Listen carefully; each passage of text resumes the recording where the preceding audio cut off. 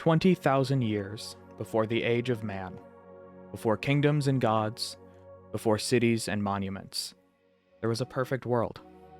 A world free from the burdens of mortality, pain, and heartache. To the west, the earliest stages of elven and dwarvish settlements. To the east, we see the continent of Dekos, sparse and riddled with mountaintops and deserts. Few nomadic groups traverse. But in the furthest corner of the world, we see an island brimming with life. Etten, the birthplace of the Fae. Every year, a tree known as the Lifebringer delivers a new Fae to the world of Tamdola. The Fae of Etten have led a quiet, peaceful life void of conflict and death. In fact, death doesn't exist yet.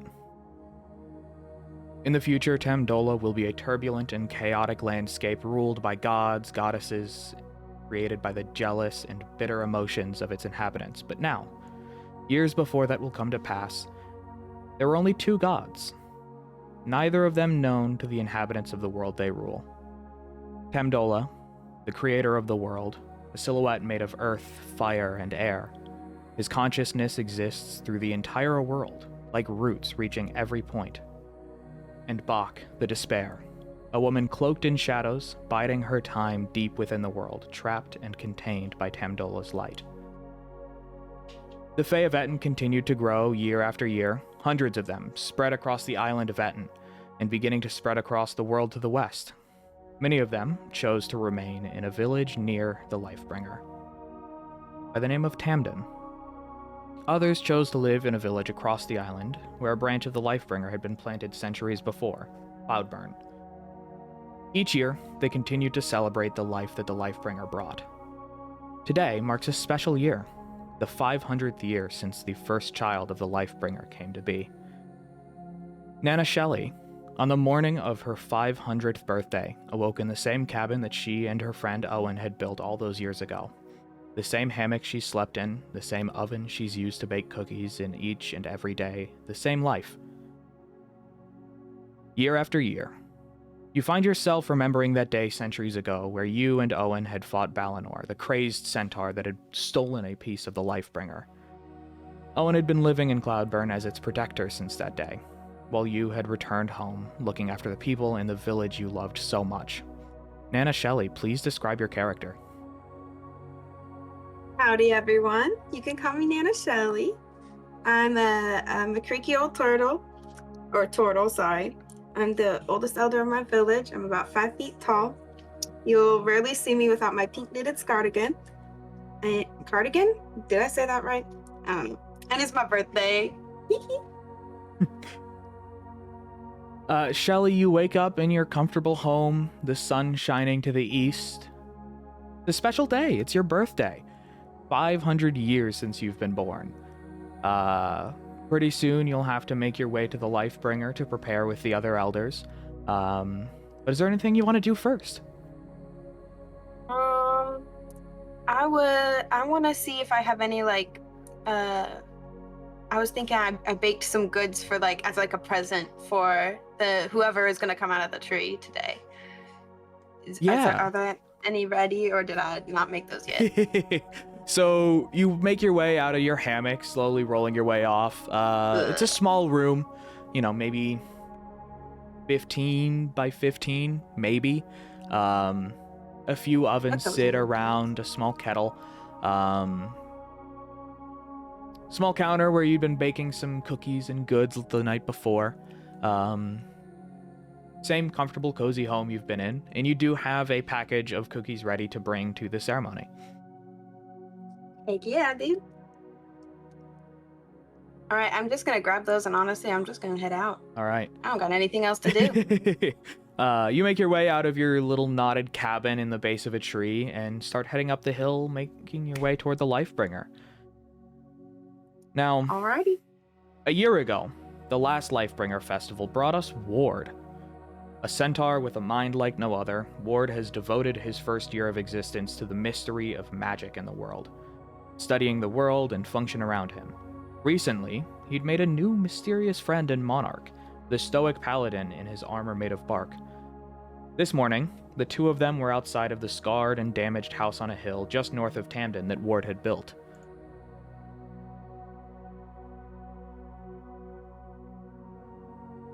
Warden Monarch, please describe your characters for me. I'll go first. I'm Ward. Ward is I'm a centaur with long brown hair. I have a skull on my head adorned with baubles and trinkets that I've collected over the past year. I wear a long green coat with a white undercoat. My hair is kind of messy, but the coat and shirt are in complete pristine condition. Usually. Today there's a little bit of scorch marks on it though. And I am Monarch. I mostly wear my armor, as you see before you. It's donning a white oak-like texture with features of moss and growth all along it, resembling that of armor that has never been donned off in a long time. They're about 6 foot-ish, 6.5 foot tall, and try to keep themselves out of the eyesight of many. They may be stoic, but they're also a little scared. Monarch and Ward, you guys have been training for weeks now, ever since you found each other off in the forest. This morning you find yourselves in front of the training dummy, where Monarch has been practicing his unnatural abilities they've discovered, while Ward studies and watches on very closely. I'm gonna shoot a firebolt at it. I thought we said no interference with my training. Let's see if you can take it. The fire? Yes. Come Ward, on, we gotta do this experiment. No, Please. Ward, not this. Please. No, I trust your abilities to burn things. And then Monarch looks at the raging blue fire behind Ward that he has yet to burn out. Okay, one day. I think it's just important for us to go back to original experiment of testing this statue, and Monarch gestures to the training dummy that he's still comprehending. This is a statue's tenacity, right? Yes. Hit it as hard as you can. Right, okay. I'm gonna swing at it with my hand. You're gonna try and punch it? Yes. Yeah, roll to hit. That's a 14. Yeah, you wind back, flexing your limbs and creaking your armor. You manage to land a pretty solid hit right in the chest of the dummy. The dummy sort of like flops back and forth like one of the inflatable men in front of car dealerships, before settling down again. Pretty resilient, see? Yeah, I think this experiment's a success. I pull out my little book and start writing notes frantically. Okay, good. I'm glad we could conclude that we don't have to set it on fire anymore. Monarch's gonna walk over to the edge of Ward's abode and pick up his warhammer, which looks more like a dead trunk and a piece of rock just shoved together. The piece of rock was Ward's idea. And they're gonna walk back over to the training dummy with their little warhammer and ask Ward, should we try and see if this can knock it down? Gesturing to the hammer. Let's see it. Let's use your warhammer. I'm gonna swing. Alright, yeah, roll to hit. I have my hands rubbing them together. I'm really excited to see how this goes. That's a 19. Roll for damage for me. All right. That's 6 damage. Yeah, so you heft the hammer up over your shoulder, lift it up above your head, bring it down on the dummy. You feel a nice satisfying crunch as the dummy snaps in half. You lift your hammer away and a piece of the dummy's arm is still hanging onto the edge. The dummy's face is just sort of like sitting flattened below where you left a little indentation in the dirt. Monarch's gonna kind of like, yeah, Monarch's gonna kind of like look over it for a minute. So, yeah, I think it's broken now. Perfect. Absolutely perfect, Monarch. It's probably about 20 minutes before the opening ceremony will begin for the Lifebringer Festival. You guys want to do anything else before you make your way out there? I think this experiment's concluded. I think so. I write some final notes, then close my book with just like one quick, swift movement, and I shove it in my disorganized pack of books. And then Monarch kind of just brushes off the spare thatch on their warhammer and then flips it upside down to use it as its walking stick. Okay, let's head on out to the Lifebringer ceremony. Yeah, let's go. I haven't been to one of these before in a while. Or at all, actually. What are they like, Ward? I remember coming out of a tree. It's interesting. I don't remember too much, but it's pleasant. Exciting, then. Well, better not waste our time here. Well, you guys start making your way down the hill, heading toward the Lifebringer. You can see the tops of the tree off in the distance. But before we get there, finally, we head west. Before we make it to the Lifebringer, we'll visit Azure, a furbolg from the nomadic regions of Dekos.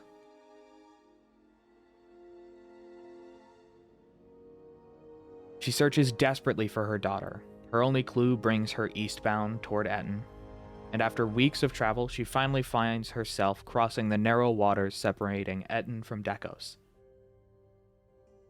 Azure, please describe your character for us. Gladly.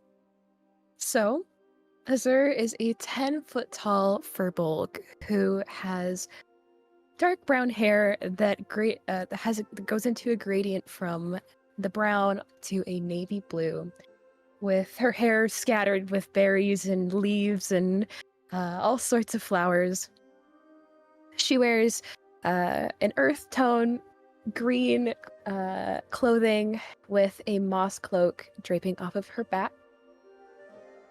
And she's very physically nervous, pretty constantly. She's very aware of her surroundings.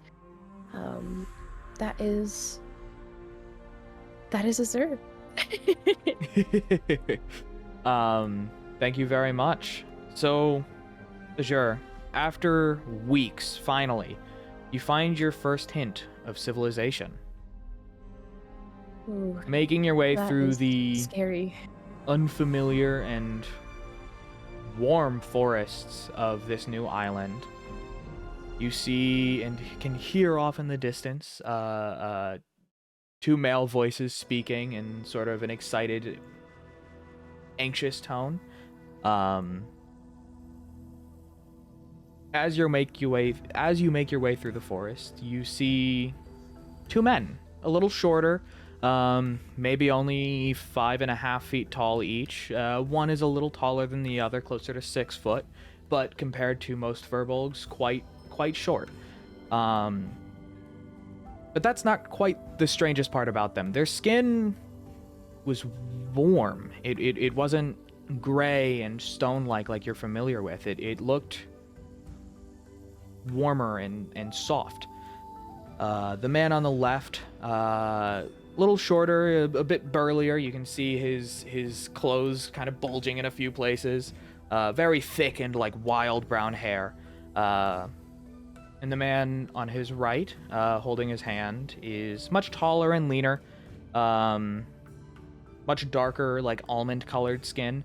Very light and kind of floaty in the way he walks. Now, the strangest part about these two is not just their skin, but they are walking kind of weirdly. It looks kind of like they're almost trotting.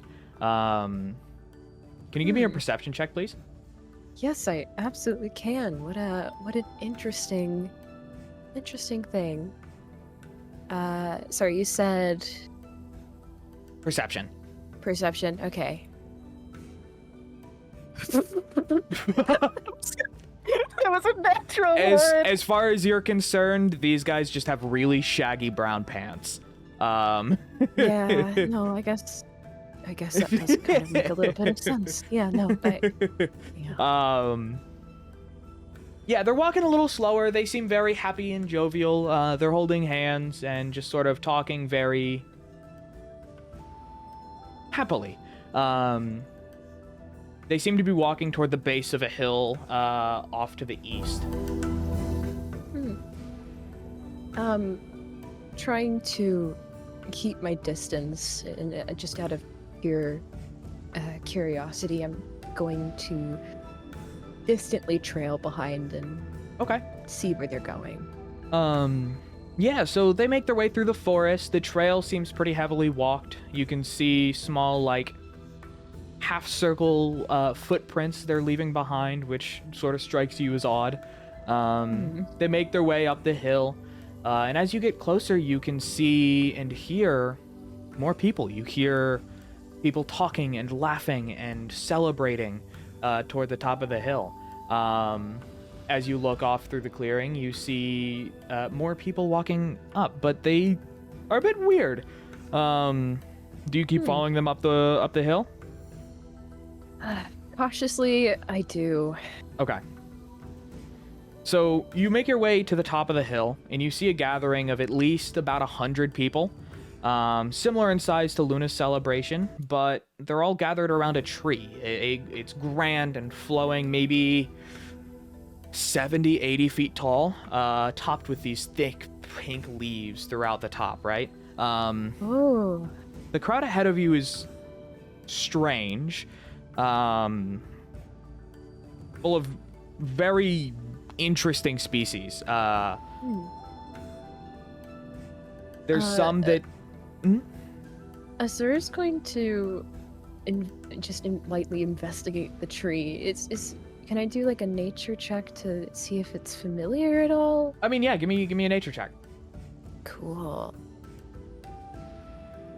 It's a 13. So you sort of look at the tree, and it doesn't look like too much. I mean, it's a very tall tree. The leaves sort of extend out. You see every other tree around it is kind of dwarfed. Like, it doesn't look like it was necessarily made with magic, but you can sort of get the sense of power in there, right? You can feel some powerful magic within there. You're not entirely sure how it got there, though. Interesting. The crowd around you continues to grow, and they're interesting. There's a lot that sort of seem to be furbolgs, but they have that much, like, warmer skin, smoother features. The strange part is that they are mixed kind of haphazardly with animals. You see people that seem to be rabbits, or people that are half horse, or half goat, or what looks like a turtle. You're seeing sort of glowing green, sort of opaque spirits walking out of trees as if there's just nothing there. Close to the Lifebringer. Oh, no, you keep talking. Okay. So closer to the Lifebringer, you see a gathering that stands out. Everyone seems to be gathered around talking sort of in front. You see a gathering off to the side. Here, let's switch over to this. So in front of you, you can see sort of the crowd of various Fey and Fey-touched creatures all around. Off to your right, you see one of those half-horse, half-man things hanging out with someone that appears to be in armor. And then to your left, you see two people gathered, having a conversation. You see an older turtle, wearing, scarves and very warm clothing, as well as someone a little shorter in stature, very sort of like this dark blue, kind of pointed looking, seemingly covered in feathers. The two of them are having a conversation next to an interesting tree. The tree was like kind of wrapped and gnarled around itself. It seemed like there were 3 trees all tied and wrapped around each other. The turtle and the smaller sort of feathery being seem to be in pretty serious conversation amongst themselves and with the tree, weirdly enough. Oh. Azur is like almost immediately overwhelmed just by the surroundings. There are so many new things. You see about this many people once a year, and they all look like you. Everyone here is half your height. They're animals and all. Yeah. So I stick out like a sore thumb. You stick out like a sore thumb. You can sort of see the crowd like giving you anxious looks, sort of surprised and kind of backing away from you as you like make your way up. A few small groups sort of like inch away from you. Everyone seems a little bit wary of you. Oh, okay. I don't know what to do. Monarch makes a quick side comment to Ward and says, "Ward, is it normal for beings to be that tall?" I don't think I've seen one that tall. One second, I pull out my book, start like flipping through it like frantically. I'm like, Yeah. Nope, biggest I've seen. And then I strike out something and then write a new note. Biggest I've seen. Do I hear this? No, they're across like the entire crowd. They are pretty we're far staring away at from you, though. We are staring. Yeah, you kind of look over to your right and you just see the horseman and the guy in armor just staring daggers at you. Azur stares back. Monarch hides behind Ward. I hide behind Monarch. I'm trying to hide behind Ward. She tilts her head a little bit in confusion. You see the two of them like both trying to hide behind the horseman's horse part. Ward is like sort of bent over trying to hide behind his torso. I'm gonna lower my head so my eyes are covered by my skull.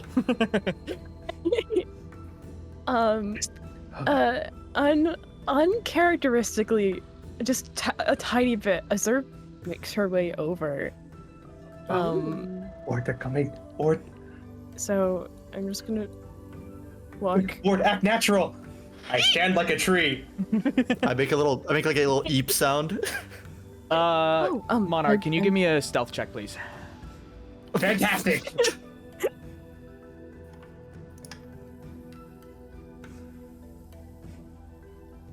You don't look like a tree. You look like a guy in armor standing still. I'm sorry. I didn't mean to scare you. Hello. What? I do like a little like a curtsy bow with like my front horse half. I go, "This is Monarch," and I like step aside and like use my hands to gesture towards Monarch. I'm Azur. How did that happen? What? This? I like point at Monarch. No, The best thing that's ever the happened. horse.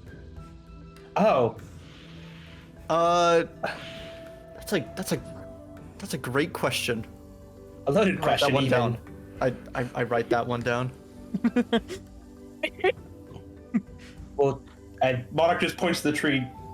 We come out of that tree. You come out of the tree? I just kind of shrug like, I guess so. That's what you told me. I don't know. It's only happened to me once. Okay, so that it has happened that way. Yeah, well, you didn't come out of a tree. Well, I mean, You are a tree. Huh. Interesting. I'm gonna write a few more notes.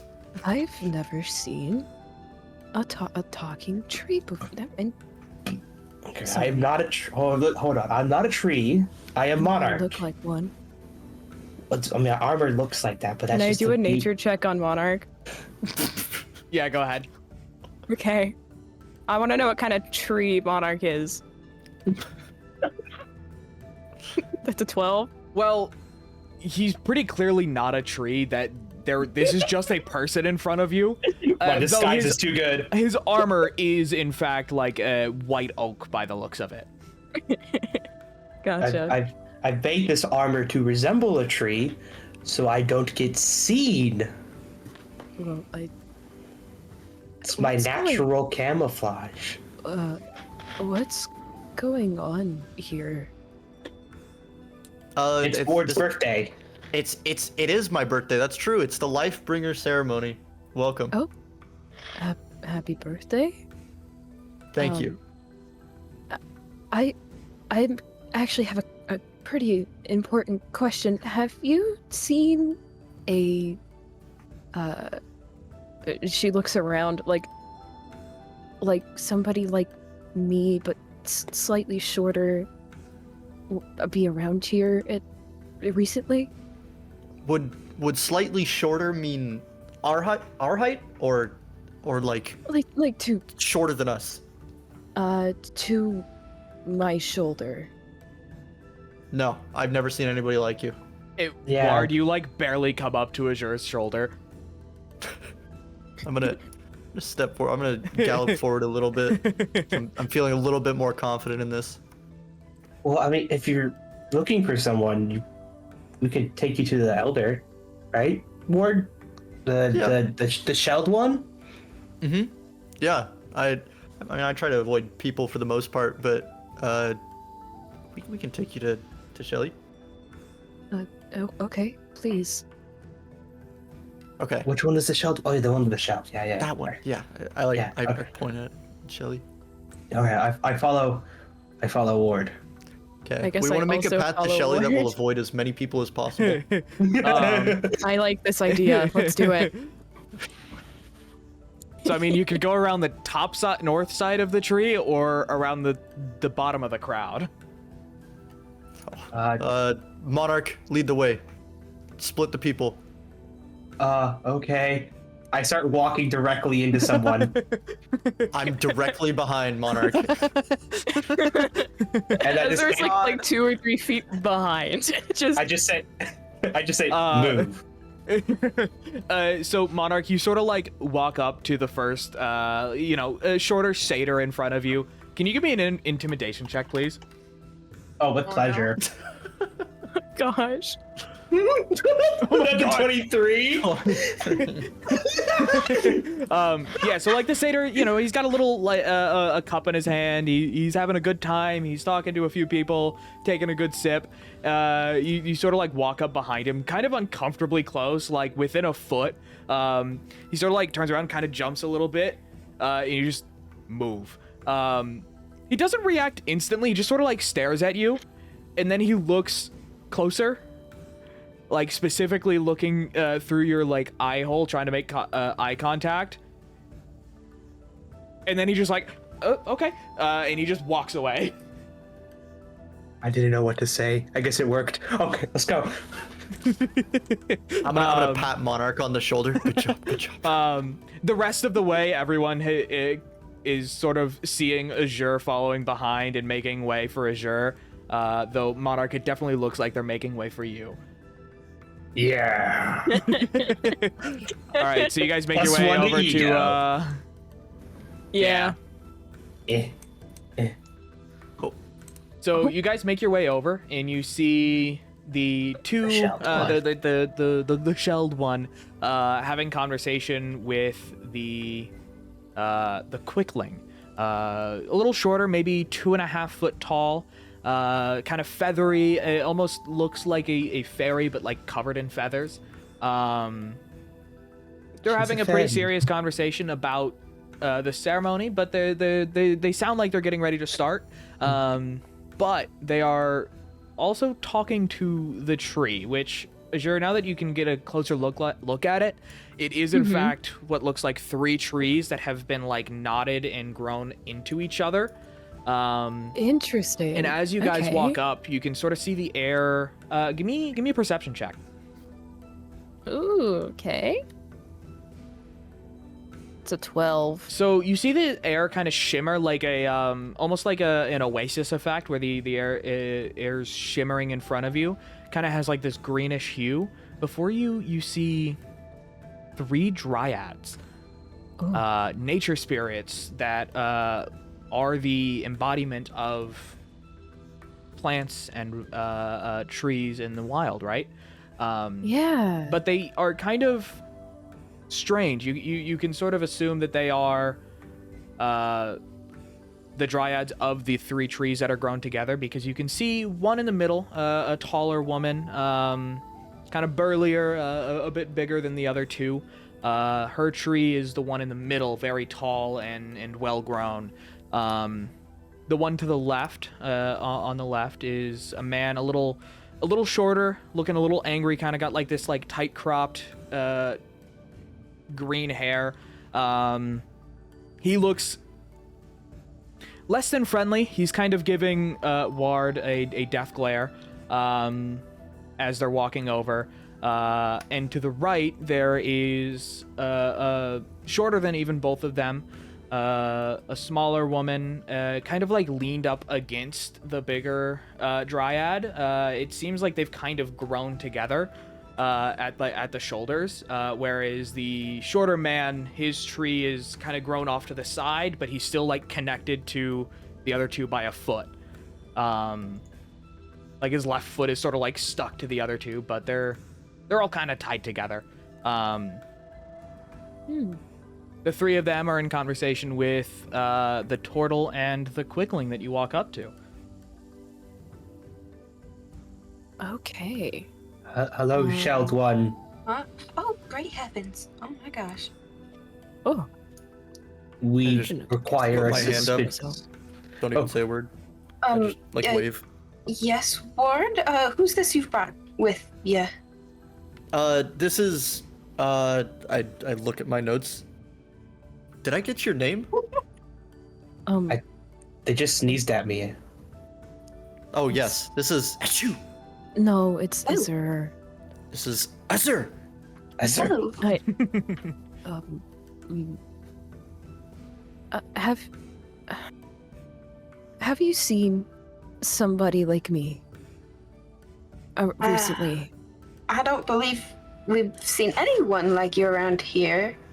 I don't think. I look back at the other elders to like see if they have seen anyone like her around. Pyrus, the shorter guy, he's not saying a word. He's just staring daggers at Ward. Goodness. Kind of eyeing Monarch warily. Pytus, the smaller woman, kind of leaning on the one in the middle. She just sort of like sadly not shakes her head no. The tall one in the middle, Lily. No, I can't say we have. Are you from around here, Miss Azur?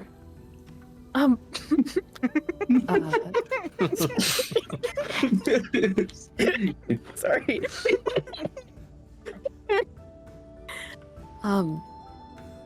No, I'm not actually. I'm from quite the distance away. Oh, I see, Uncomfortably I see. so, actually. I left where I was to look for my daughter. Oh well, I hope you find her. We definitely haven't seen her around here. I see. But I'll certainly keep an eye out. Okay. Well, I raise my hand again. Yes, Ward. Which one is daughter?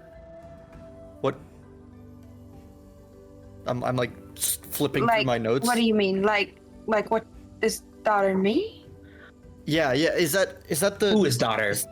Yeah. Is that like the one? Is that like the creatures you keep around for entertainment? Which one is Whoa. that? No.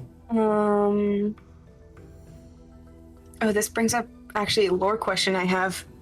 Because Uh, I actually don't know. Do they have children here?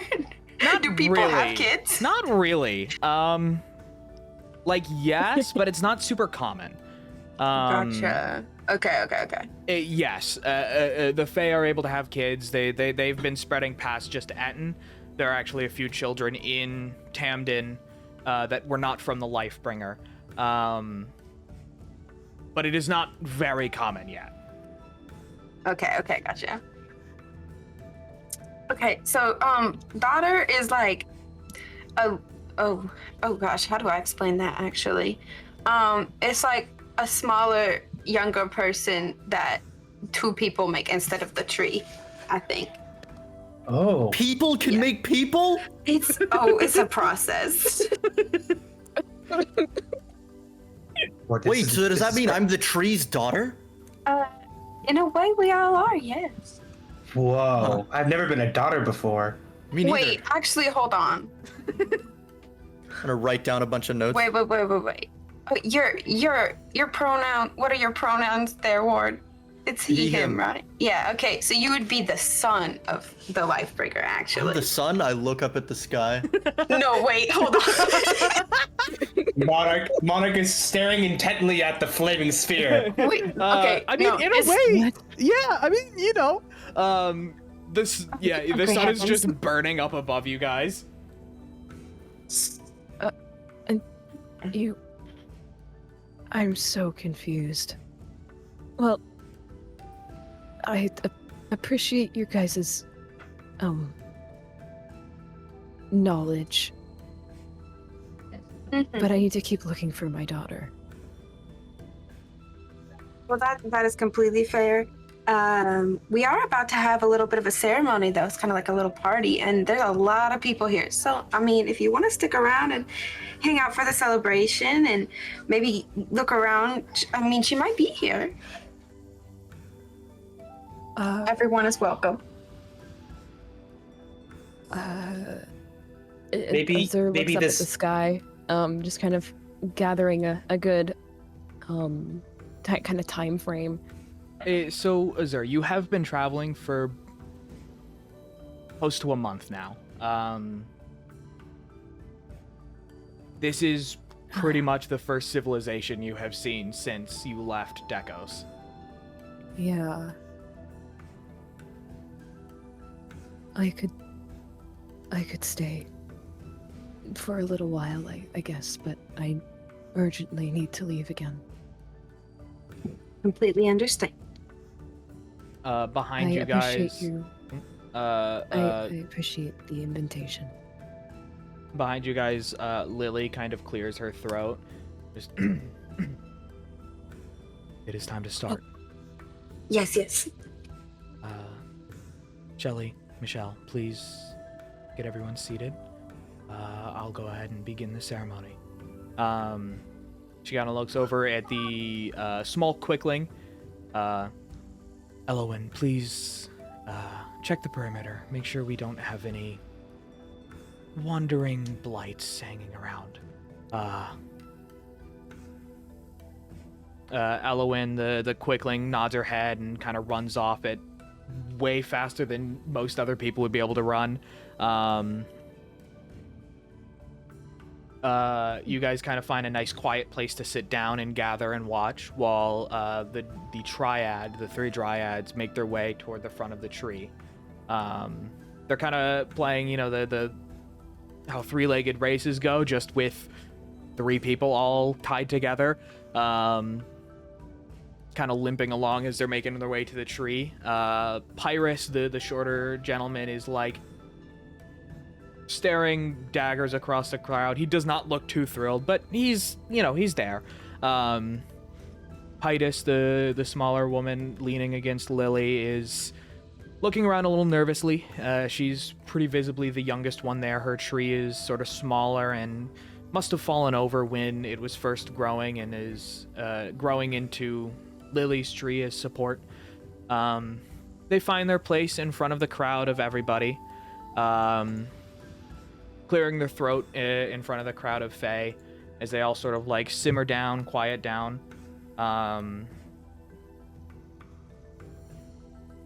Is there anything else you guys want to do before the ceremony begins? Any conversation you want to have?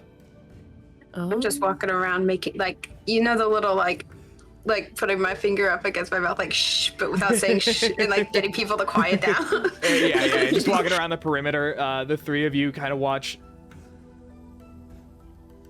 in awe as whatever is happening in front of you.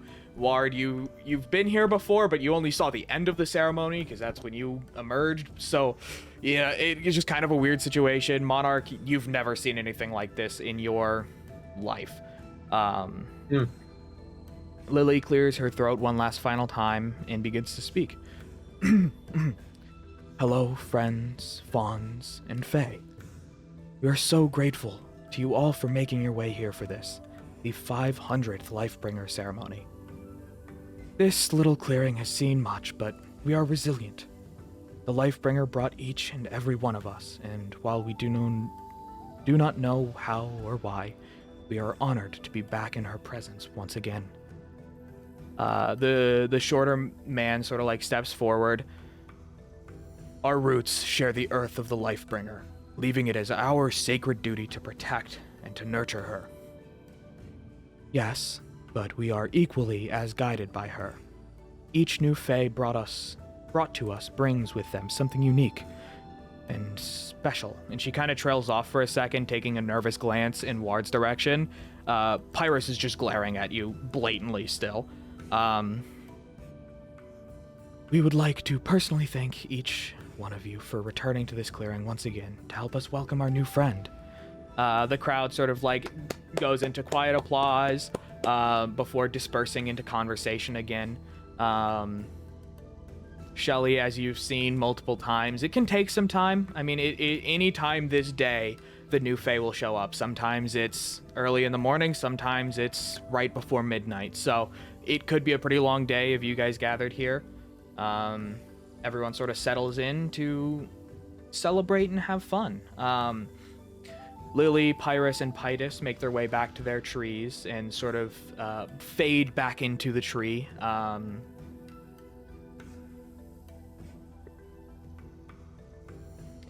What do you guys want to do while you wait? Monarch's gonna lean over to Ward real quick. Ward, how much is 500 again? 500. That's a lot. Right. So, if it's, and they said 500 years? Yeah, that's like, so I've been around for 1 year, so that's 500 of those. Oh. Monarch is realizing the experience of living with Ward 500 times might be a bit too much. Yeah, so Monarch, your short time with Ward has taught you a little bit about the world. You've been there for about 2 lunar cycles. A year, a TAM is made up of 13 of those. Nice! So imagine 13 of the cycles you've been there for times 500. A very, very long time. Yeah, wow. Is there anything else you guys want to do before we... Anything else you guys want to do while you wait? Not that I can think of. I want to go sit down on like one of the roots by the tree, and I'm gonna start knitting while I wait. Yeah, so you like make your way over toward the base of the tree, like over here, find a nice cozy place to sit. There's a spot that you sit in every year. You knit yourself a new scarf at the beginning of each celebration to wear for the next year. Settle in and start knitting as the crowd talks and has fun. Yeah. I'm really just enjoying everyone's company. Monarch, I'm gonna... Azur, and Ward, what are you guys gonna do? I wanna ask Azur some questions. Yeah. Oh. Monarch slowly scoots back to give them space. I'm gonna, like, walk up to Azur, get like a little close, and I'm like holding my little notepad and quill feather, like ready. I'm like, I have a couple questions for you now. Oh, okay. First, where did you come from?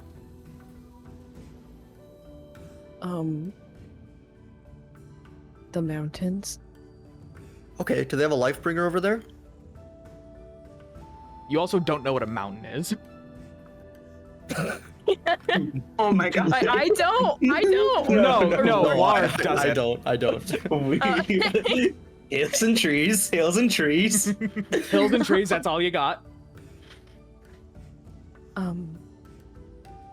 Could you re-ask that question? Yeah, okay. Do they have a Lifebringer over there? That's the same question. Do they?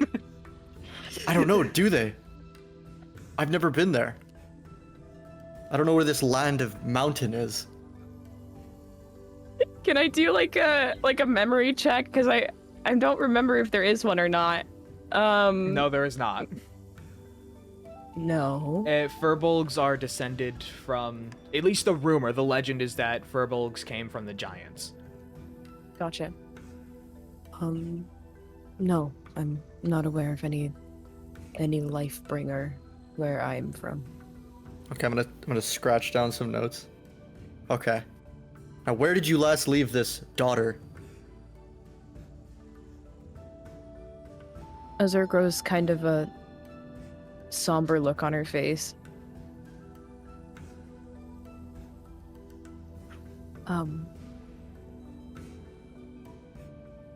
When I headed to go grab a moonstone for a celebration of ours. Interesting. Moonstone. Like, I'll one have to like ask about this, that later. but different. How long has it been? A month. Okay. I'm like completely oblivious to the tonal shift, and I'm just writing notes frantically. I'm sorry. I hope you find them. Me too. And she kind of fidgets with her hands a little bit, kind of using one of her thumbs to rub the other. It's like just a small little comfort. Is there any other questions you may have? I look at Monarch. Any questions, Monarch? What's in your hair? That's an awesome question, Monarch.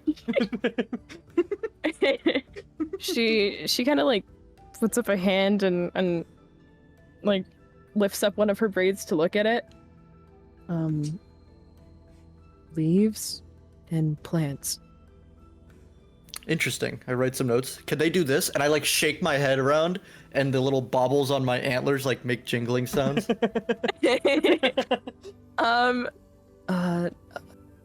I've never tried that actually. And she like starts to kind of gently shake her head back and forth, not as aggressively as what. Yeah, can you give me a dex check? Oh god. Let's see how this goes. Sure. Oh boy. That's a 9. Nice. So you like lean your head forward and you like shake it back and forth, kind of a little too hard. A few like leaves come falling out of your hair. A twig like goes and hits Ward on the chest, but no jingling happens. It just rustles. Yeah. No, it doesn't. Interesting. I'm gonna lean down and pick up that twig, put it in my book, and close the book.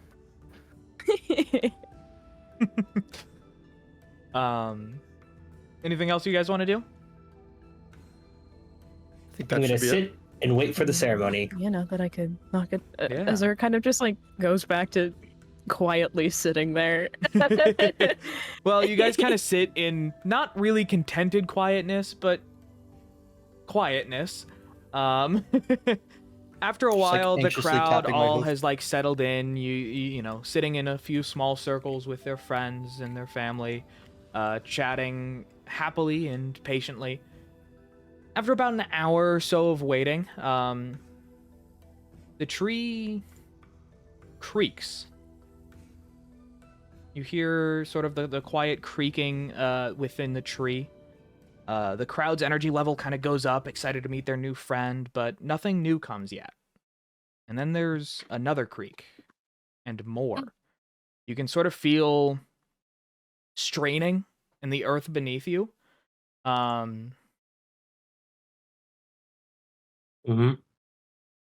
It sounds like the entire forest around the clearing is kind of like creaking and moving with the earth. Like it feels like something is shaking, and kind of rustling around. Monarch, can you give me a wisdom check, please? Yeah. Actually, before, could I do a Yeah. divine sense? Yes, go for it. Yeah, I would like to. I kind of have like instinct and panic almost. Monarch kind of like hones in on their senses to detect if there's any good or evil nearby. Yeah. So you like sort of hone in. Can you also give me a wisdom check at the same time? Okay. Uh-oh. Oh boy. That's a 6. Okay. So you sort of like close your eyes in the sort of moment of strangeness, because you know there's usually some creaking within the tree each year, but it's not this extreme.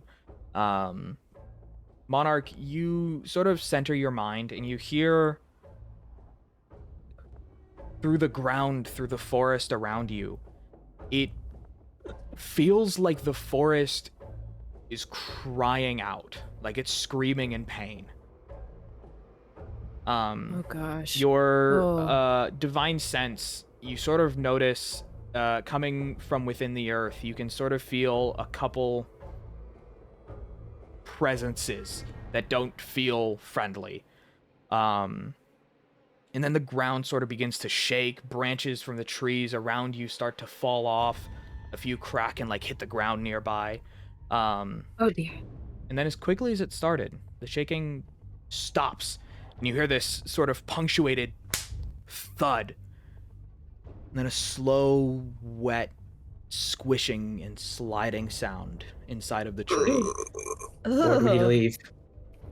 Ward, we need to leave. Drip, Come on, I gotta see what happens.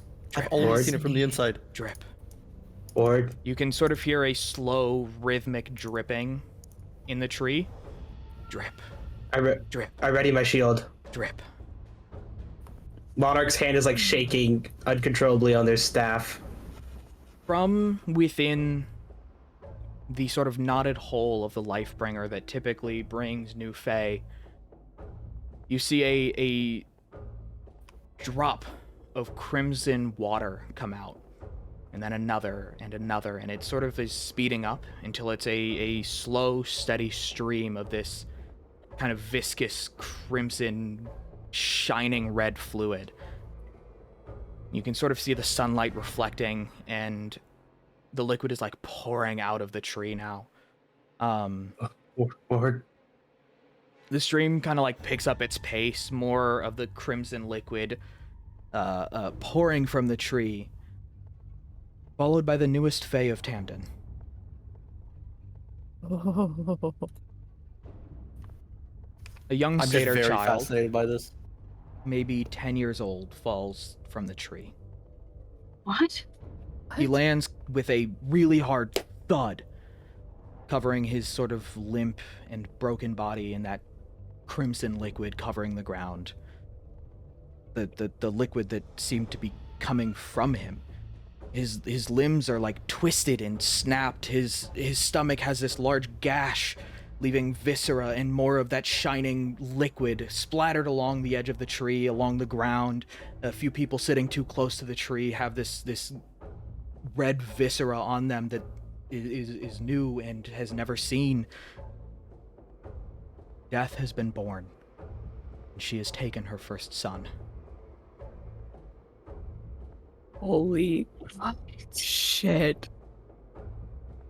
Monarch turns toward, like, just completely shaking. Like, the same energy of, Mom, we need to go home. I'm assuming this body is still limp on the ground, right?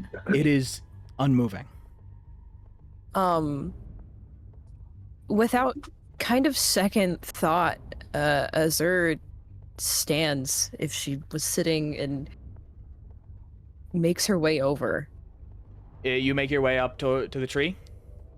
Yes. So, Can I grapple Azure, please? you want to try Huh? and grapple Azure? Okay, yeah. I want to grab their hand so they don't go. Yeah, both of you give me an athletics check, please. Okay. Well, okay. 21. Dang, dude. Monarch, you kind of like extend your arm out, grabbing Azur's wrist, and kind of with too much strength, your hand like clamps onto the arm. Azur, you kind of like pull on your arm, and it just doesn't budge. Don't go. Don't go. As this is happening, as the horror sets in, the crowd's faces are like pale with fear and confusion, but nothing has happened yet. So a few of them in the front are still like thinking this is normal, just something new they haven't seen. And as the horror sets in across the crowd, you hear the voice of a young boy yelling from within the tree, "Please, please don't hurt me, please!" Can you guys give me a wisdom check, please? Jesus Christ. Okay. Yeah. All of you. Uh-oh. Oh, there's the 16. Yeah, I see Shelley, blessings in the chat. I got a 17. So all of you can sort of hear this unnatural timbre of the voice, except for Ward. You don't hear anything strange. This sounds like a voice coming from the tree. That's normal to you. But to everyone else, it feels almost like it's being generated from something rather than a voice of somebody. As you guys are like standing watching this whole scene in front of you, you see this small like impish creature crawling out of the tree.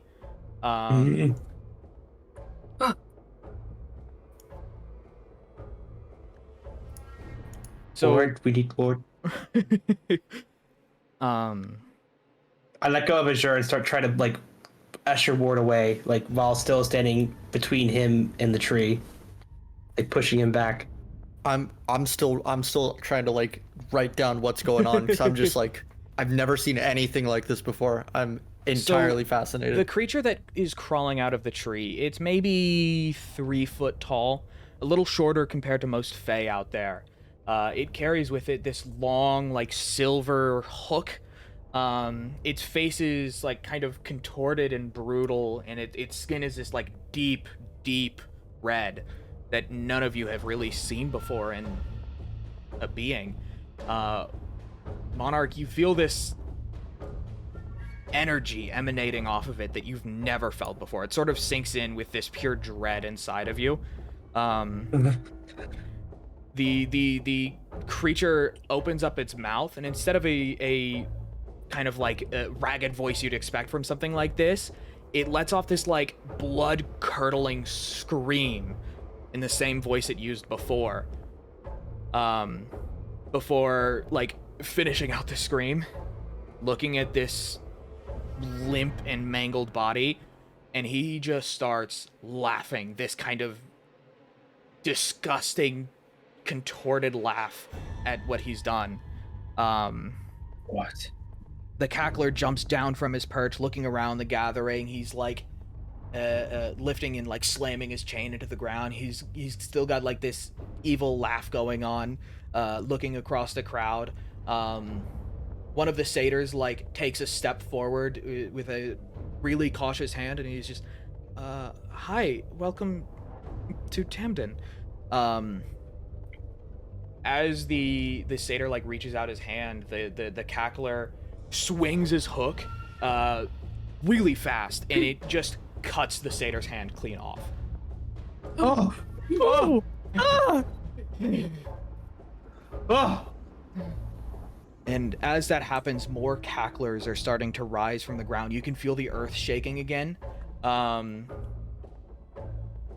You can, by the tree you guys are at, you see 3 red, like, clawed hands break up from the earth. And then there's the one by the tree.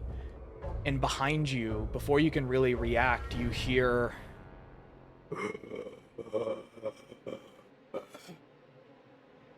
and then a whoosh as this jet of warm heat comes from behind you guys.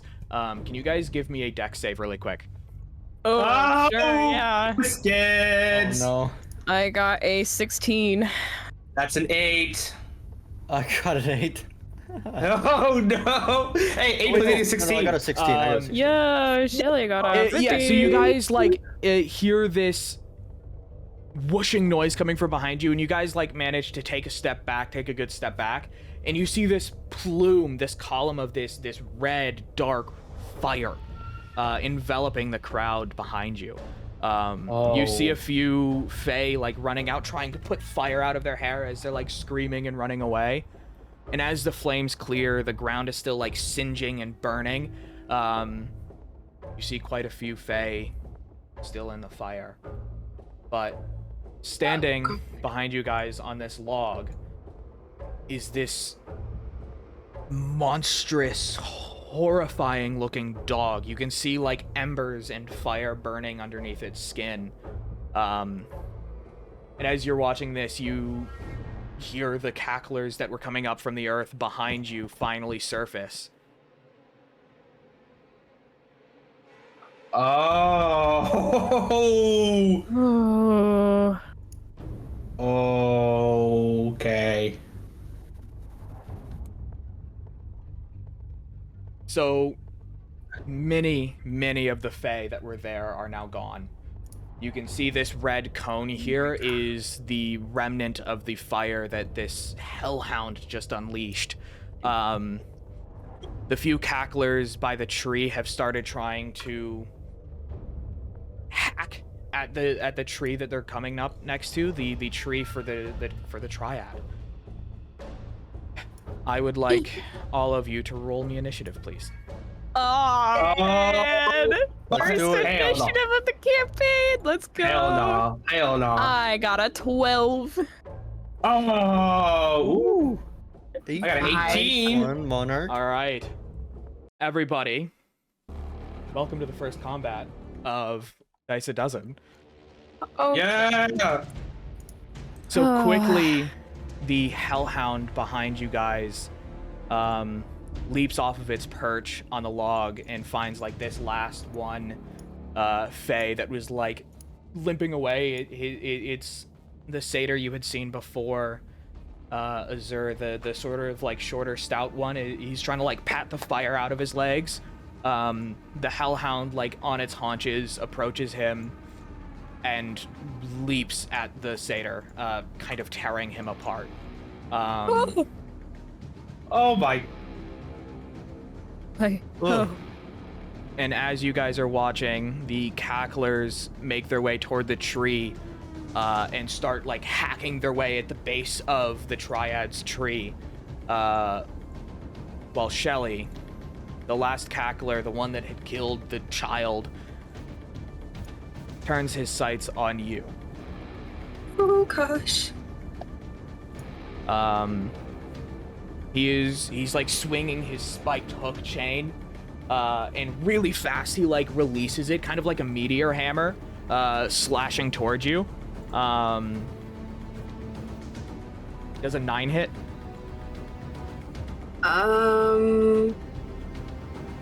It does not hit. Okay. And that is going to end the cacklers' turns. Monarch, it is your turn. Ward, cover me. I'm gonna walk up, just reflexively extend my right hand and approach the 2 cacklers. gnawing at the tree. With my right hand, a radiant energy just pulses across it, and I cast Shield of Faith on Ward, Okay. and then I kick up my Warhammer, swing it around, and I'm gonna bash the first cackler in front of me with the Warhammer. Okay, yeah, roll to hit. That's a 19. 19 is going to hit. Roll me some damage, please. Boom. One-handed because I'm having shield out. 7 damage. 7 damage, yeah. So, like, the cackler is, like, kind of distracted as it's hacking away at the tree. You can see it's starting to make a pretty good mark as it, like, turns around at the last minute to see the hammer. You get a really good hit across its shoulder. But it manages to, like, kind of jump away before too much damage. But you see, like, a new gash, this freshly made wound in its arm. And looking at the end of your hammer, it's covered in that same, like, red liquid that you saw from the tree a few minutes ago. What is this? Also, by the way, Ward, Shield of Faith, you get +2 to your AC. Sweet. Just to let you know. But yeah, no, Monarch's like just silently just terrified, but also like confused with the weird liquid on their hammer. And then I'm going to stand a little bit closer to the two cacklers, Okay. so that I'm between them and Ward as much as possible. Okay. Is there anything else you're gonna do, Monarch? No, end my turn there. Okay. Azur, it is your turn. Okay. That body on the ground, where is it specifically? It is, like, right about here, about 10 feet behind the cackler, though this cackler is pretty well focused on Shelly. Okay. Azur kind of just instincts kick in, and she, with everything going on around her, bolts for the body. Yeah, here, let me... what's it? Assuming that's within, yeah. Oh, yeah, you're fine. Yeah, you make your way over there. Oh, I'm good. Yeah. All right. And she is going to cast, or I guess, I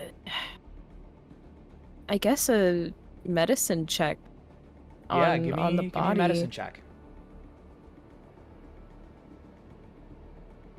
Oh, it's a 7. So you inspect the body. Your hands, as you like roll him over, are instantly covered in that same liquid. His face has gone pale. You can see slashes and hacks all across his body. You like put your hand on his chest. You try and listen for breathing. You feel no movement, no heartbeat, no breath, nothing. Oh my god. But I mean, And you've seen injuries before. They always heal. right. They do. Azur is going to, I guess, look to her left where it's called a cackler, right? A Am I cackler, getting yes. that? Okay. And going to cast. Let's see.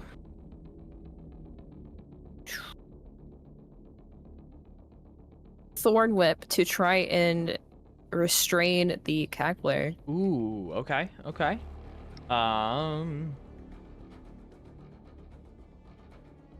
Yeah, roll to hit, please. All right. Oh, it does a 15 hit. A 15 does hit. Roll me damage. Yay! That is a 4. 4 damage, heard.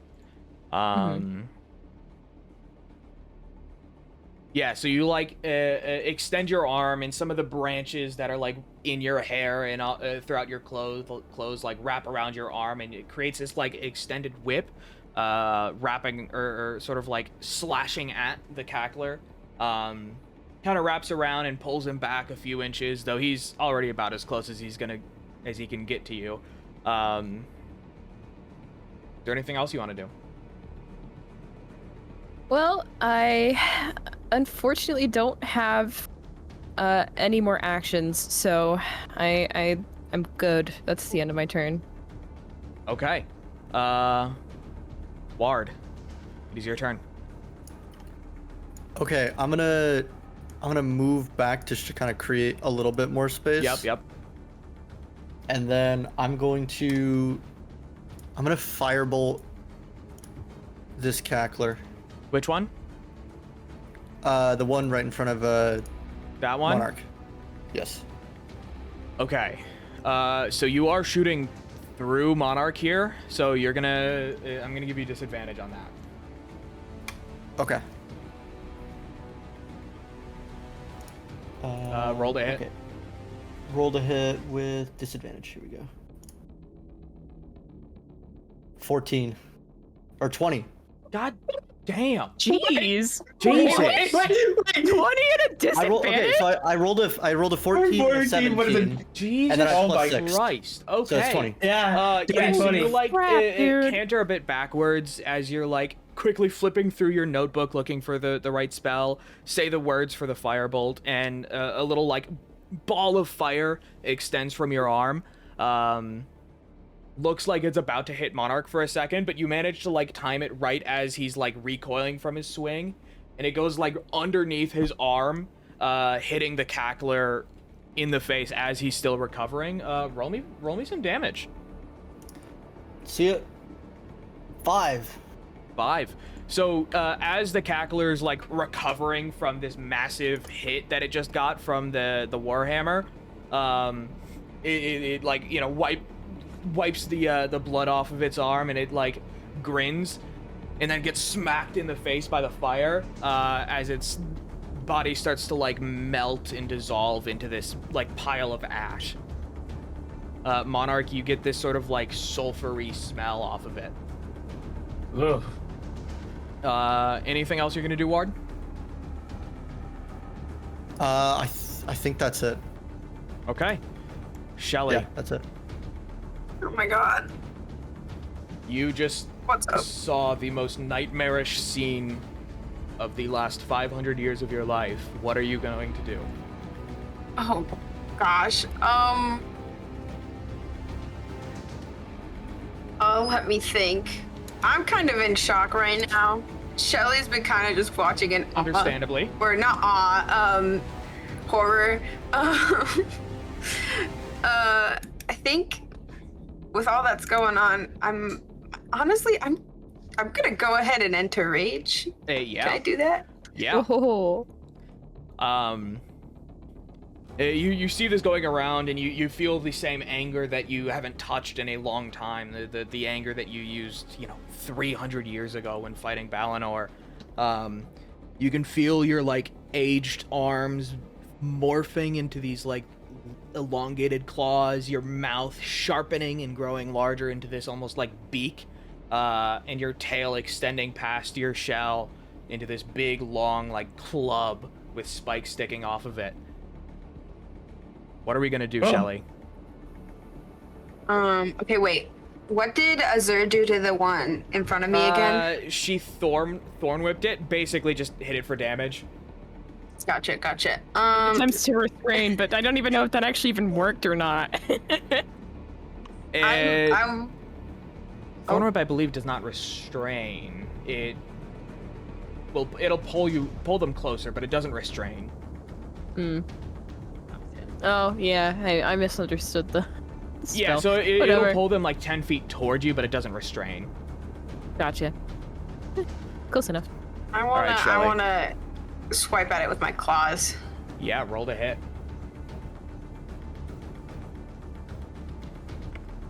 That is a 9. A 9 does not hit. Well, gosh darn it. Is there anything else you want to do? Do you have any bonus actions? Do I have any bonus actions? Well, no, you use your bonus action to go into rage. Yeah. No. Okay. Get him next time. Get them next time. All right. And now, as the Hellhound has finished his meal, he starts his walk toward his next victims.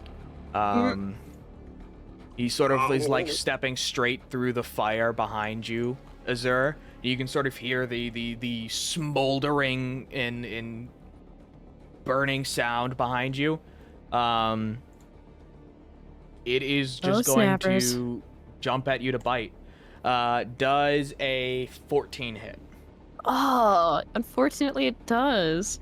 So he sort of like lunges at you and tries to and like bites into your ankle. That's gonna be 7 piercing damage. Oh, goodness. Azur lets out a yell in pain. Weirdly. And for the first time ever, your wound isn't just healing, it is oozing and warm, and you feel the same like red liquid pouring out of your leg. What is this? Oh, okay. And that is going to be the end of the Hellhound's turn. The Cackler like rips the thorns off of its body, and it is just going to try and bite Shelly back. Shelly does an 11 hit. It does not. Yeah, so it like kind of like lunges at you with its fangs, but the thorns still like wrapped around. Man, the thorns kind of like trip up its progress, and it doesn't make it far enough.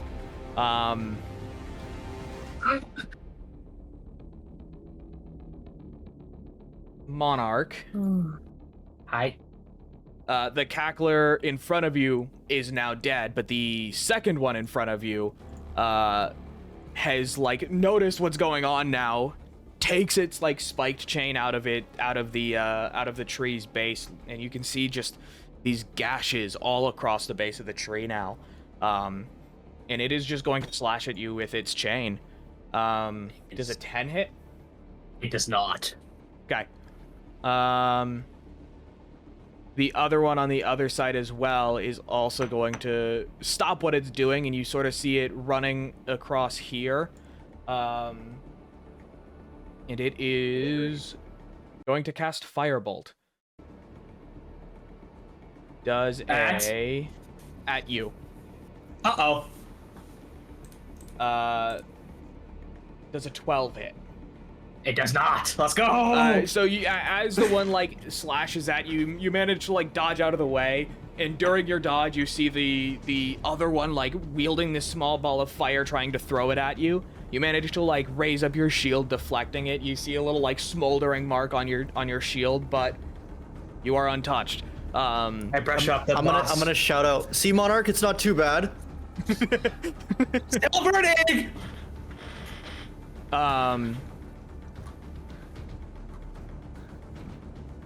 Monarch, it is your turn. Okay. I'm going to beat the hell out of the left one. Yeah, roll to hit. Yeah. Bam. Ooh. A 9 that's a does 9. not hit. Okay. And then as a I can't even use that. Yeah, no, I'm going to end my turn there because I don't want to waste my spell slots. Fair enough. Azur, it is your turn. Oh boy. Okay. Well, seeing that this wound is like not healing and it hurts. It hurts. Like really bad. Yeah. Azur puts out a hand and touches her leg where the hellhound had bitten and sees that there's this red stuff coming out, and then looks over to the body and realizes, oh, this body's not healing. It is not. Oh gosh. Oh boy. Azur's going to turn her head over to the hellhound in front of her and cast Speak with Animals on herself. Okay. I know. Okay. I'm going somewhere with this. Okay. What are you doing? Eat. Its words are like rumbling, and it is not forming coherent sentences at all. It is. You've spoken to animals before, but this is not an animal. This is worse. This is something that is pure hatred from what you can see so far. Oh. Well, that's not good. All right. Azur, as a bonus action, is going to, hidden step away from the hellhound. Okay. Thankfully that has a, let's see. Yeah, does it even have a range? I guess it's just walking range, right? Hidden step? Well, hidden step, you just turn invisible. Yeah. Okay, yep, she's gonna do that. Yeah, you sort of like panic, and then poof, invisible. Where are we going? Where are we walking? Probably, let's see, kind of closer to Ward's side. So like, Yeah, right. yeah. I mean, you can walk right next to Ward there if you want. Yeah. Yeah. You guys also have control over your character, by the way. You can move yourself. I forgot. Okay. That ends my turn. I unfortunately have nothing else I can do. Okay. Ward, it is your turn. Sweet. We're gonna I'm gonna try and shoot a firebolt at the guy attacking Shelly. This one. You are. Oh, you're exactly 30 feet away. Heard. Roll to hit. Sweet. Firebolt, here we go. 9. Or 15, sorry. 15. That hits. Roll for damage. Sweet. 9. Yeah, so like the cackler you see is still like kind of covered with thorns and wrapped around. It's trying to like rip them off. You throw that firebolt out, hitting the thorns that are still wrapped around it, and it just like poofs into flame as the thorns wrapped around it catch fire, and pretty quickly the cackler dissolves into ash. I kind of like admire my work for a second, just kind of like nod, like glad that I'm nod at Ward in casting Firebolt. appreciation. Like, thanks, Yeah, man. I do a little bud. salute at Shelly. Anything else? I'm gonna walk behind Azur. Hey, well, you don't know Azur's there. You don't even know I'm Yeah, there, you don't know dog. Azur's there. Okay, Azur's right. invisible. Here, I should actually let me Okay, do that. I thought it was a teleport. Nice. I'll stay in place. Okay. Does that end your turn? Yes. Cool. Shelly, it is your turn. Okay. So the cackler in front of you is now Ash. Nice. And that just leaves the Hellhound who was attacking Azur. This, giant just disappears in front of you and now leaves this Hellhound in front of you. What are we doing? I'm gonna go attack the Hellhound. I'm gonna go swipe my claws at that guy then. Yeah. Roll to hit. All right. That is a 12. 12 does not hit. What's saying? What? I'm struggling today. I'm sad. I just watched a lot of people die. I'm not good at fighting. You are really thrown off, and you're also like 300 years out of practice, so understandable. Shelly's having a moment, guys. Through like the tears and anger, you like run toward and jump over the ashes, and you swipe again at this Hellhound. It pretty easily like jumps back and dodges your swipe, Alright. and seems to be rearing up for an attack. Is there anything else we're doing, Shelly? I don't know what I can do. I'm gonna be real. I don't believe you have any other bonus actions you can use. Talking is a free action. Nope. You can talk if you want. But that also depends on whether or not you actually want to talk. So, I'm very angry right now. I can't act it out, but I scream, "What do you want?" at it just because I'm angry. The Hellhound shows no sign of understanding. Yeah. And in response, it sort of like inhales. You see its mouth kind of like open up and unhinge, bigger than normal, and you hear that same like like this building energy inside of it. And it is going to breathe this plume of fire out in front of you, or out in front of itself. Oh. That and then that in a 15-foot cone. Oh, So yeah, fun. Oh boy. sort of like lines up and goes to breathe fire on you. You feel the heat start roaring off of it. Can you give me a dex save, please? Yeah.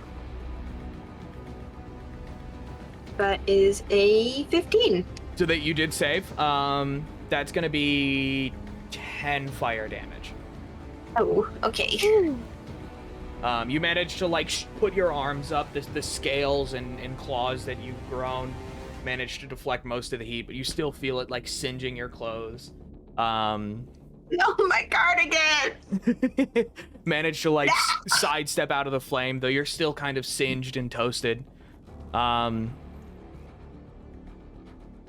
then we go back to the cacklers. Monarch, the cackler right in front of you, having not been able to hit you, it just kind of gives up and tries to bite you. Does a 10 hit? It does not. So it like lunges forward and bites. It managed to like get on your arm, but it doesn't pierce your armor at all. And as you're like shaking it to get it off your arm, the other cackler is going to launch another firebolt in your direction. Does a 14 hit? It does not hit. Heard. Okay. And that brings us to you, Monarch. What are we gonna do? I'm going to hit the thing that's biting me Sounds good. Roll to hit. with the hammer. I hate this game. That's an 8. An 8 does not hit. And guess what? I end my turn because I can't do anything else. Sir, what are we doing? Oh boy. Okay. Kind of. Wait. So, I'm assuming, looking at our current party, that there are some injured out there. Correct? Honestly, no. Everyone looks pretty okay. Shelly looks a bit singed, but everyone looks pretty well. Okay. Good. That's you great. You are currently bleeding out of your leg, though. Wow, you wouldn't say. Ouchies. Seeing the kind of danger that is in front of everybody, and looking around and realizing there isn't much of another option. I'm assuming this. Where's my little marker thingy? Here we go. This guy right here is completely out in the open and not really doing much, right? I mean, yeah, he's been trying to throw firebolts at Monarch, but keeps missing. Okay. Oh, I accidentally cast a spell. Well, I was gonna cast it anyways. Heard? I'm gonna cast Guiding Bolt on that creature right there. Ooh, okay. Yeah, roll to hit. All right. Ooh, Does a 15 hit? A 15 is gonna hit. Okay, sick. It takes 10 damage. Yeah, so you like wind up or like hold your arm out as your like invisible form kind of fades away, and you have this like glowing energy coming from some of the gems in your hair go down your arm, and you shoot off this glowing bolt of like golden energy, hits that cackler, and it just instantly evaporates into the ash and smoke. Did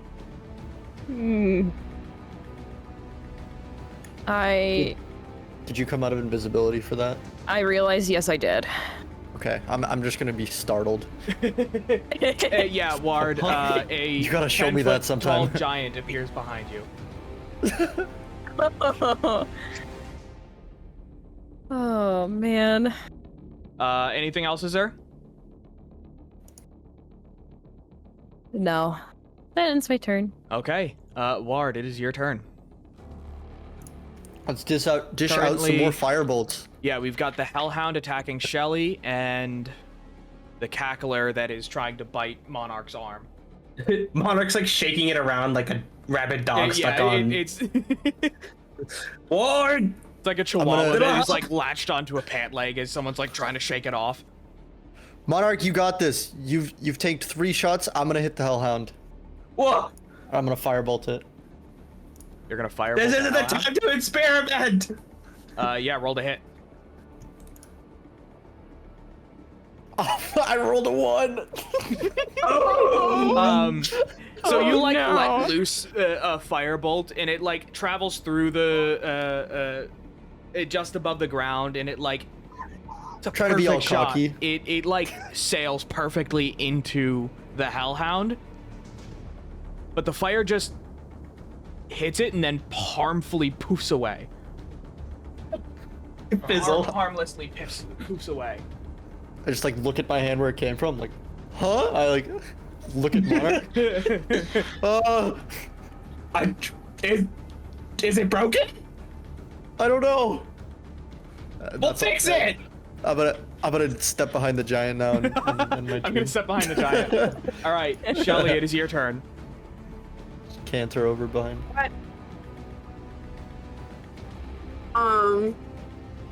Wait, is the Hellhound gone? No, that thing is right in front of you trying to attack you. It just breathed more fire at you. Or it just breathed I fire thought at you. I was trying to figure out what poofed away. I was not picking up no, attention. the It was my firebolt that spell. Ward hit. Yeah, it was Ward's weird. spell, not the Hellhound.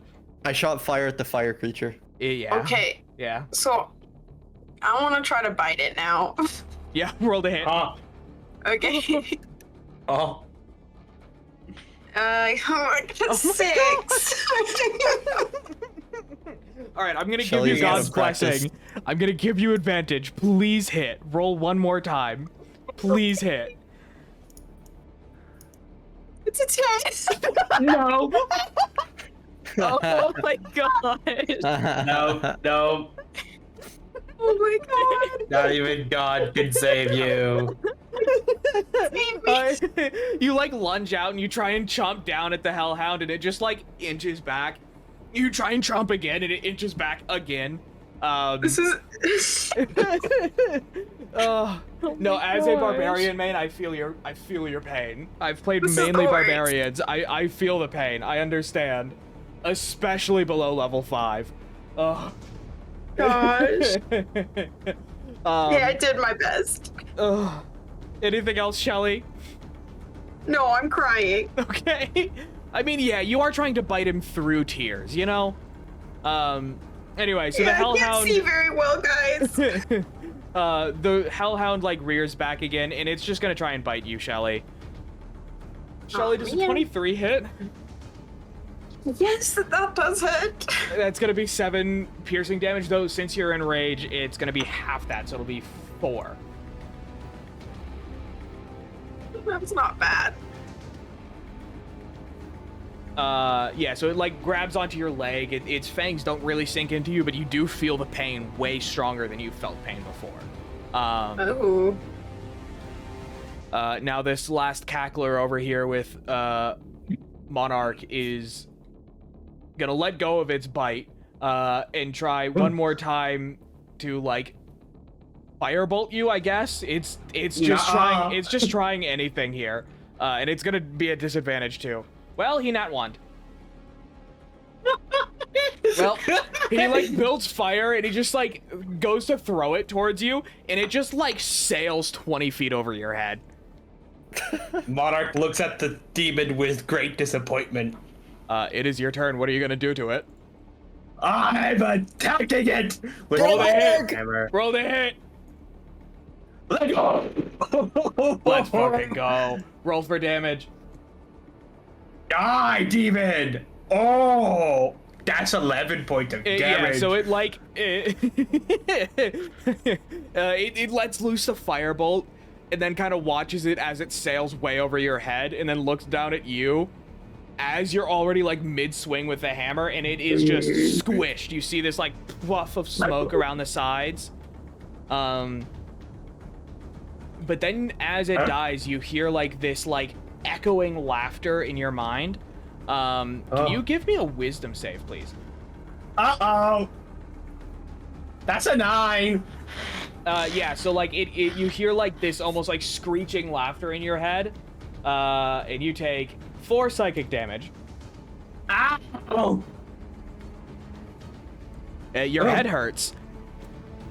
I have a head. Oh yeah, I do have a head. Okay. Wait, I have to use the head. Anything else, Monarch? I'm gonna look at Ward. Give them a thumbs up and add a cautionary. I nod. And then I'm gonna run over to the Hellhound. Heard. Be cautious. This red line is fire. It's okay. I'm too slow to reach it. That is a good point. I forgot you have reduced movement speed with your armor.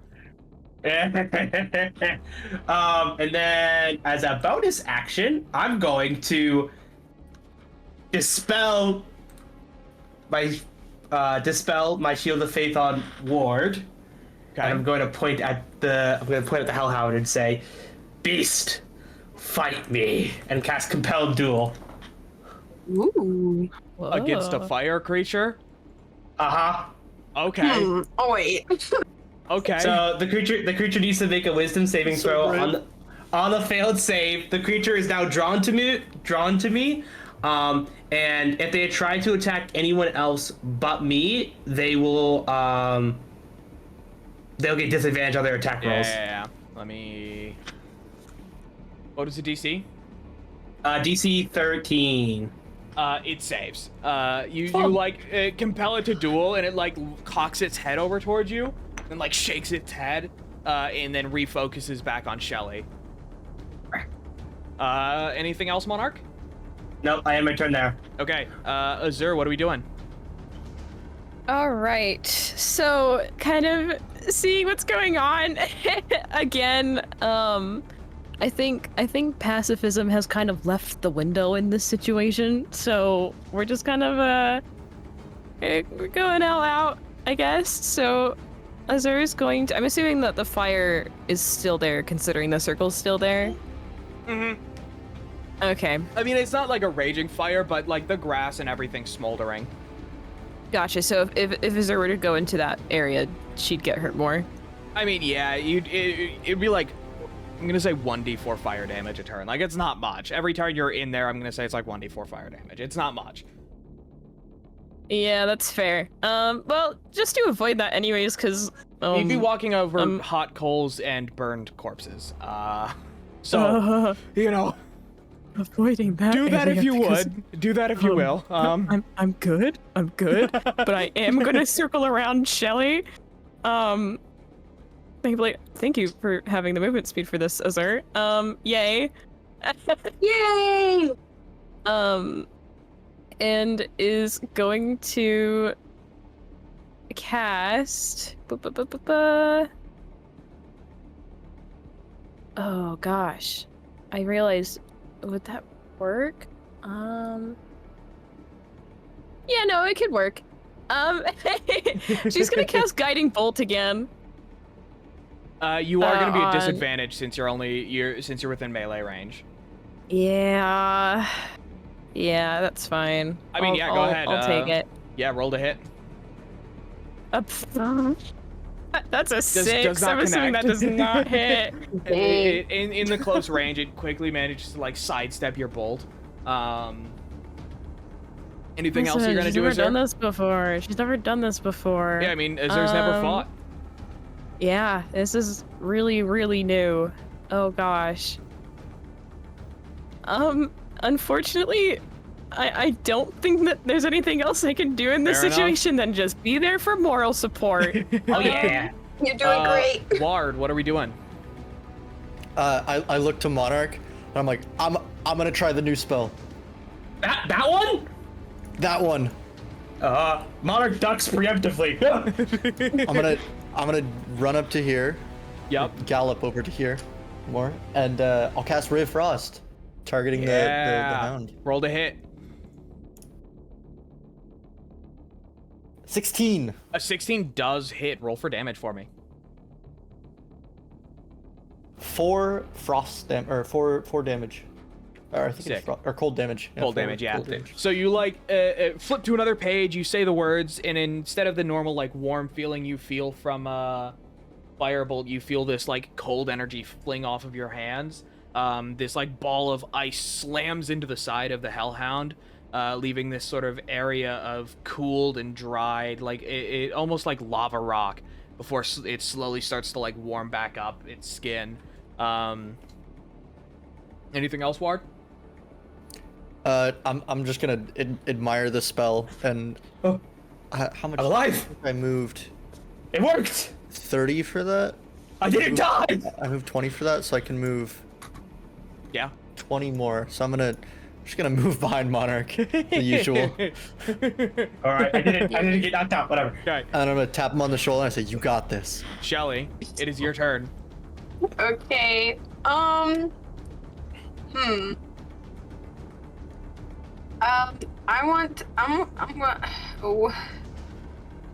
Wait.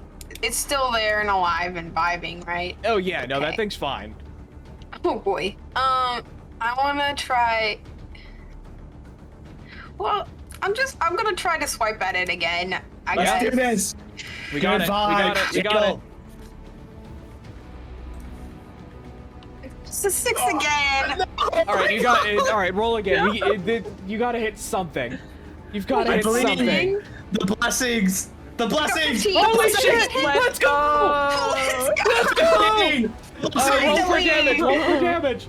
All right, ready? It's been Oh, damage. yeah. I'm calling it. Big damage. Here it comes. Big Wait. damage. Huge damage. Biggest damage. Ready? 7. Pretty good. Pretty good. We'll take it. Let's go. Let's go. Yeah. So you like wind up. Now like the rage still filling your eyes, and you just smack it across the muzzle, leaving this like big gash across its face.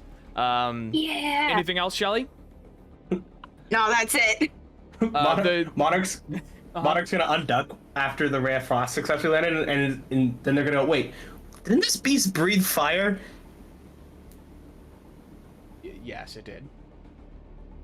Yeah, no, that's Monarch asking out loud. Didn't this beast breathe fire? Oh dear. Ed, you took some fire before. You got this. It sort of like whimpers and like it bats away at its nose. It is going to like wind up again in that same Uh-oh. sound, right?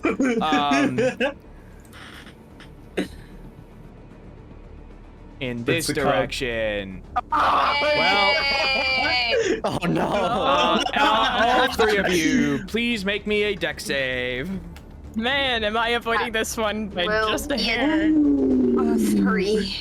Oh wait, no, that was you. Oh no, wait. I rolled an 8. Guys. Shelly, you managed to save again. You're only gonna take about 10 fire damage. Ward and Monarch, you guys don't manage to react in time, and you take 22 fire damage both. That's it. Okay. I'm out. You're Are you down. serious? I have 20 HP. I'm a wizard. You're so squishy. Oh my! I should not be talking. God. I have an amount. 22. That'll be the end of its turn. It seems to be getting like really tired. It seems like that last fire breath has taken a lot out of it. Its body is sort of smoldering now instead of the raging inferno it was. That brings us to Monarch. You got 5 health. What are we doing? You have a dying friend behind you. Wait, can I hit it from here? Yeah. Okay. So just completely engulfed in flames. I see Ward go down, and still like on fire. I just nod at Ward's burning corpse, assuming he would come back up, and I'm gonna walk over here and say neat trick. And I dip my warhammer in the remaining sunder with the infernal blood on it, and it catches the flame. And I'm gonna swing on it with Searing Smite. My turn. Oh, let's go. Roll the hit. Oh. No, that's a 10. Wait, that's a 10. You know what? I'll give you advantage. That was cool. Hype! 15! That hits. Roll for damage. Die, demon! Get him, Monarch. Okay, that's 5, and then I'm gonna expend a spell slot to use Searing Smite. It needs to make a con save of 13. What damage type is Searing Smite again? It's fire, and I rolled a 1. It also saved anyway. Yeah, so on save, the creature, the spell ends. It just doesn't take any damage, I think. Heard? You did 5 damage with the Warhammer, though. Oh, wait, hold on. The attack deals an extra 1d6 fire damage, so it deals 1 extra fire damage, but he doesn't get caught on fire. Heard. You smack it with the hammer, and the flames seem to, like, ripple across its body, and then disappear. It doesn't seem to harm it.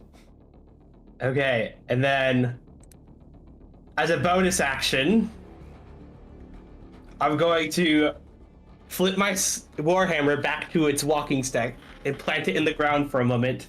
Breathe in, and then channel divinity, turn the tide. I choose all of my allies, so Azure, Dana Shelley, and Ward. You guys regain 1d6 plus 3 HP if you're less than half health. Which, that's everyone except for Azure. Yeah. So yeah, I mean, I come back up. Roll 1d6 plus 3. You guys So, heal. 6 health. Everyone heals 6. Yeah, except for Azure, sadly. That's fine. I'll I'm live. back.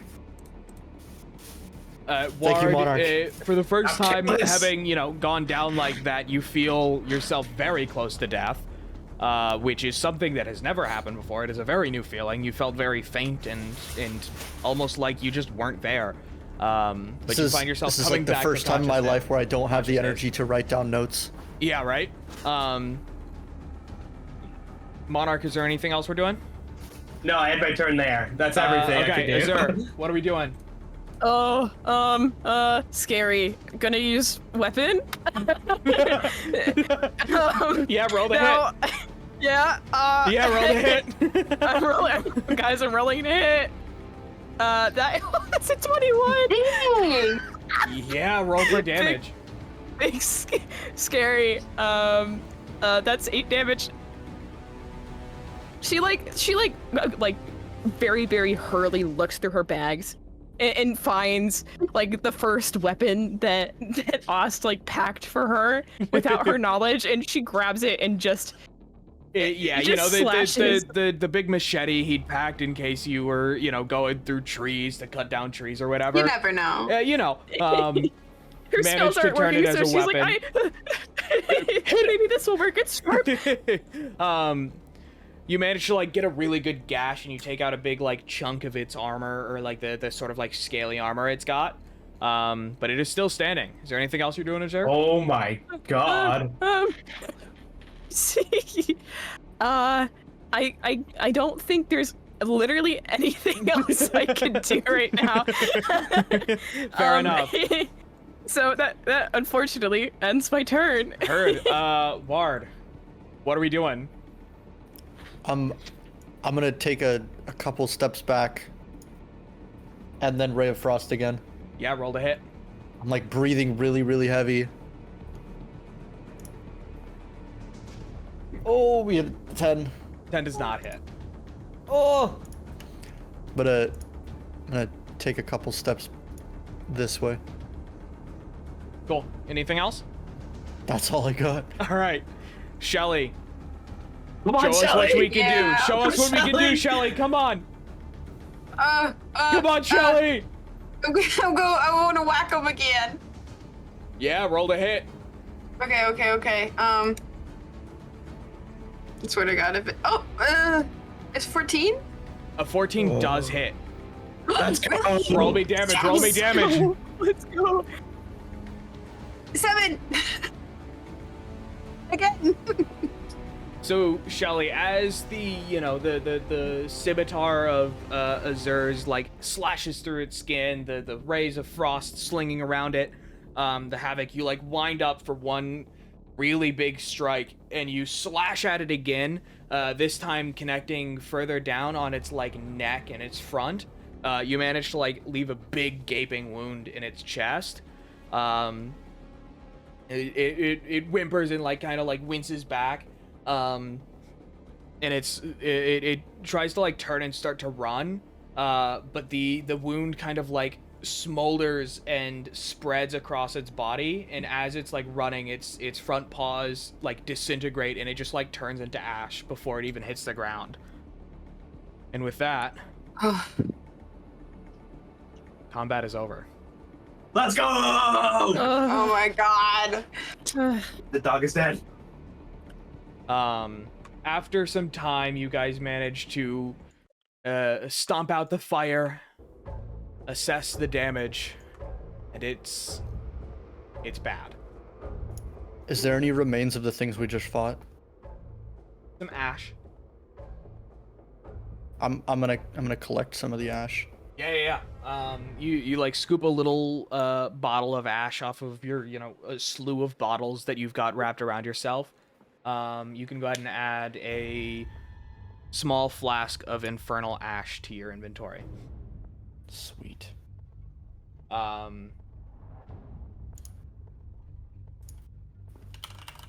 Combat's over. But the scene before you is really bad. The Lifebringer is not on fire anymore, but it is pretty heavily scarred. It is burned and singed across. The field in front of you where there was a party 20 minutes ago is a field of burnt bodies. The body of the kid next to you is still there, unmoving. As you guys are sort of sitting there, you see the triad step out of their tree once again, kind of in horror, all three of them looking around. They're like trying to inspect their tree. Pyrus is pretty badly damaged, and it's kind of like barely hanging on by a few roots to lilies. But they're still standing.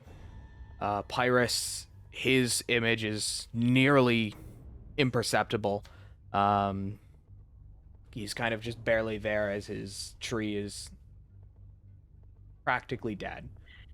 Oh goodness. Wow. Oh. What? No. What is this? Lily, steps forward and speaks with more uncertainty and kind of fear than she's ever had, that you've ever seen, Shelly.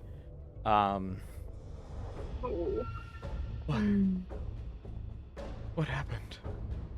You can see the green chlorophyll filled tears rolling down her cheek as she looks across the field. And then she looks up toward the Lifebringer in just kind of fear.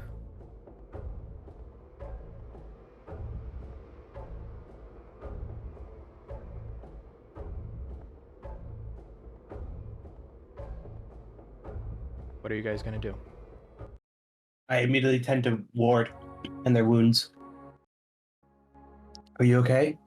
As you guys I'll be check fine. yourselves and make sure you are physically okay, you realize your wounds aren't healing like they used to. Before, you'd get a little scratch and it would heal over. You'd get a big wound and quick nap and you'd be fine, but these seem to be not worsening, but they are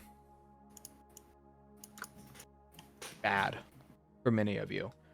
Azur, the wound in your legs is still kind of like oozing slowly this red liquid. Monarch, your armor is pretty badly burned. Ward, you are kind of covered in burns across most of your torso and your upper body. Your clothes are kind of really singed. I'm like poking at my burned skin, wincing, but fascinatingly investigating what happened. Of course. Shelly, your elongated claws and limbs shrink back in and sort of settle in again. And you look across the field, the same one you were born in, the same one you've lived in. For the first time ever, it looks lifeless. It's burned and singed, and the bodies of Fae sit around in front of you, unmoving.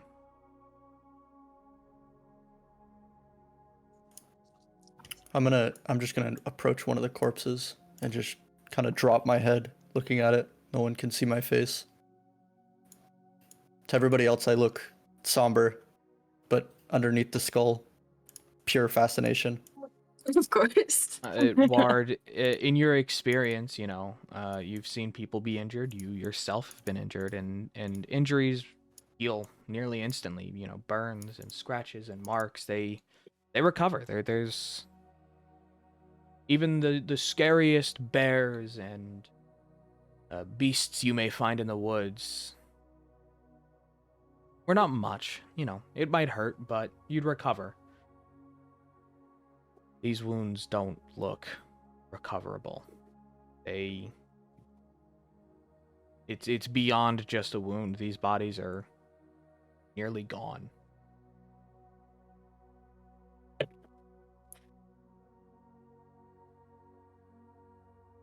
And I go up to the tree. The Lifebringer? Mm-hmm. Yeah. I'm gonna look at it for a moment. I wanna look in the hole that that the creatures came out of. Yeah. So you walk your way up to the tree, you put your hand on it, and you can feel the soot and the singe marks. You look at the blood-stained bark and looking around in the tree. Can you give me a nature check, please? Mm-hmm. 1 moment, let me find it.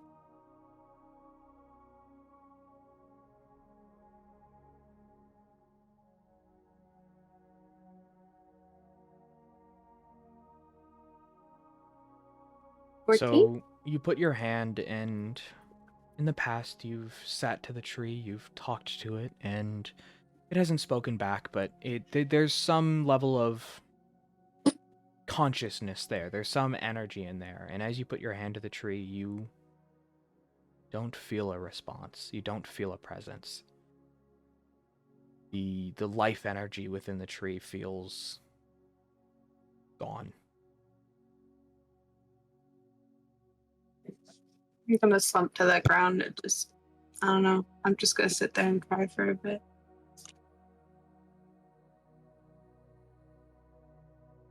Azur's going to look at the body again, the one that came out of the tree kid, next to yeah. her. Yeah, Shelly, as you sit down, the triad comes over and they slump down next to you. Pytus puts her hand on your shoulder, sort of lets you lean into them and comfort you for a moment. Azur, you go back to look at the body again, and it is as you left it. It's pale and limp and lifeless. She gets on her knees and kneels at this body and realizes if this could happen to anybody, she knows who it could happen to too. And she shakes. Her hands start shaking badly. This isn't reversible, and she knows that now. She sees it. Her leg hurts. She's going to whisper something to herself and attempt to cast cure wounds on the body. Sorry, healing word on the body that she's Can you give me in front a... Oh... I don't even know what check to have you do for that. I'm gonna have you do a... What is a druid spellcasting modifier again? Is that, I think it's wisdom. wisdom? Mm-hmm. Mhm. Yeah, can you give me just a wisdom check, please? Yeah. Dude, why did that have to be a 7? So you Womp. like lay your hand and you say a few words and you channel that energy. I mean, you've used it a million times to heal bumps and bruises and heal scrapes and cuts that Selby got as a kid. And you mutter and you try again and again and again until your voice is hoarse and nothing happens. The body is cold. The kid is gone. This is terrible. Is this what the world is like outside? No. This hasn't happened before. At least not here. This is new. Um, I want to walk over to Zer and the kid. mhm. Monarch's taking a knee by Ward. Oh wait, there it goes. Lily sort of like sits up, her voice hoarse and rough, and just...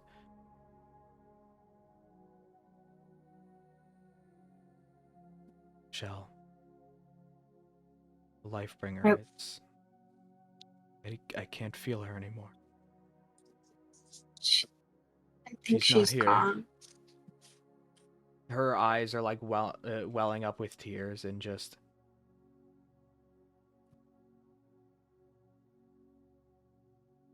When was the last time you visited Owen? It's been a while. Do you think? Well, I mean... If there's any hope for the tree, it's there. Right.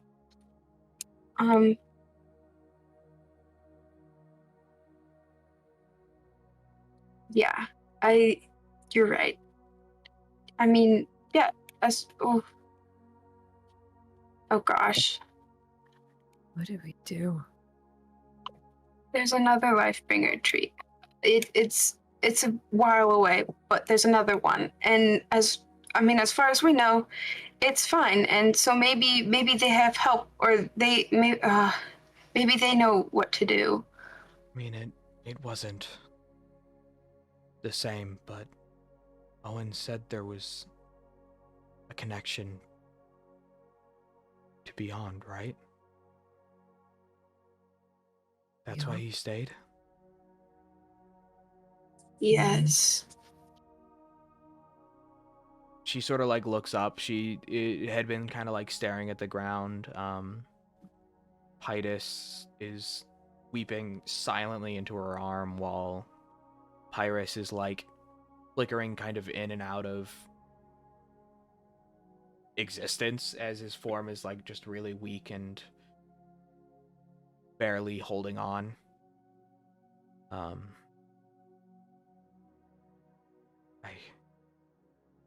hate to ask, but we are. She like looks around at the other dryads, and I'm in no condition to move. We need to fix this. I don't know how Yes. else. I can do it. I can go. I can it might This take a is- while. I'm a little slow. I understand, but that was just everyone.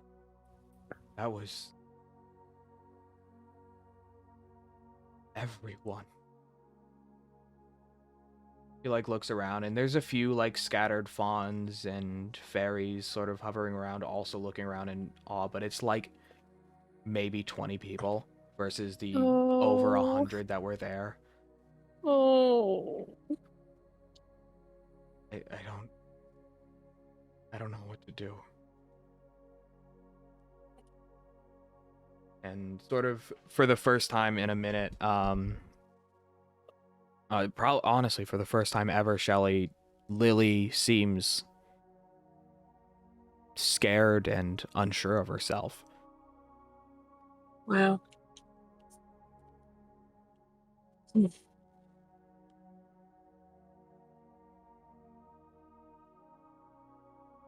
Shirley's gonna like stand up and kind of like pull herself together, like kind of in a, like I'm gonna suck it up way, because I mean, if Lily, she's thinking if Lily's in this much disarray, someone has to take charge and figure out what to do. She looks around and nods to herself. She takes off her. I'm gonna take off my scarf and kind of put it on the kid on the ground, because I like to do that every year with the new people. I give them my last scarf and make a new one. Oh. And You I sort guess of I'll like look at the others. Yeah, you sort of like bend down, you tie your scarf around his waist, and sort of move him and adjust his body to be laying flat. And for a moment, he looks peaceful. You can't see the wound, and his limbs are no longer contorted, but he seems still now. I'm sorry you didn't get to see my village. Looking around at the others around you, you can see just, I mean, there's barely anything left of many of them. It just piles of ash and burned bodies and scarred ground. Many of them have already turned into dirt to grow again, but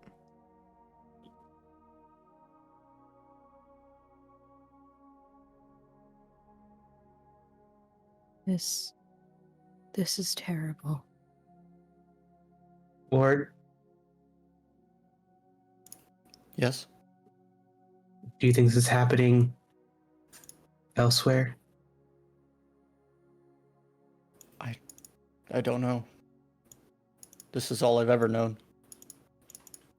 Now things are changing. I'm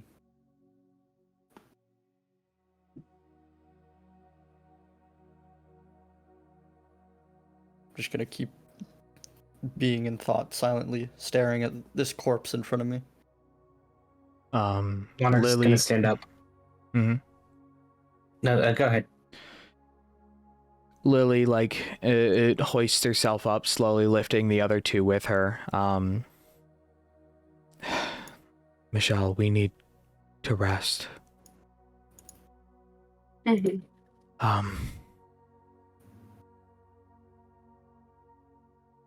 Find me if anything changes. I'm I'm sorry we couldn't do more. It's all right. Here, she hands the triad the basket of cookies that she prepared. Maybe this will help you feel better.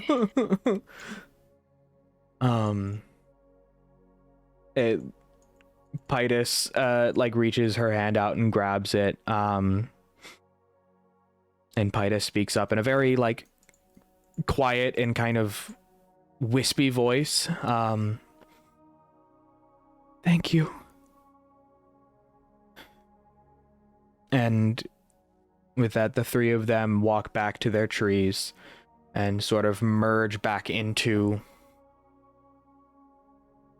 their trees as they try and heal and take root once again. Okay. Well, Did we just leave them here? What else do we do? We put them back. back? They came from the tree. The tree came from the ground. We returned them to the ground. Right. Maybe one day they'll come back. Yeah, maybe. Monarch tries to start scooping the ground. Yeah, you guys gonna try and retoil the earth there? I guess. Yeah. He tries, probably to not much dismay. I mean, if you want to He do it, tries. you can. It might just, it's gonna take an hour or two. Well, I mean, if no one's gonna stop him. Yeah, I mean, Monarch, you sort of like start, you use your stick and you start like trying to dig up some earth. You guys going, Azur, Shelly, Ward, what are you guys gonna do? I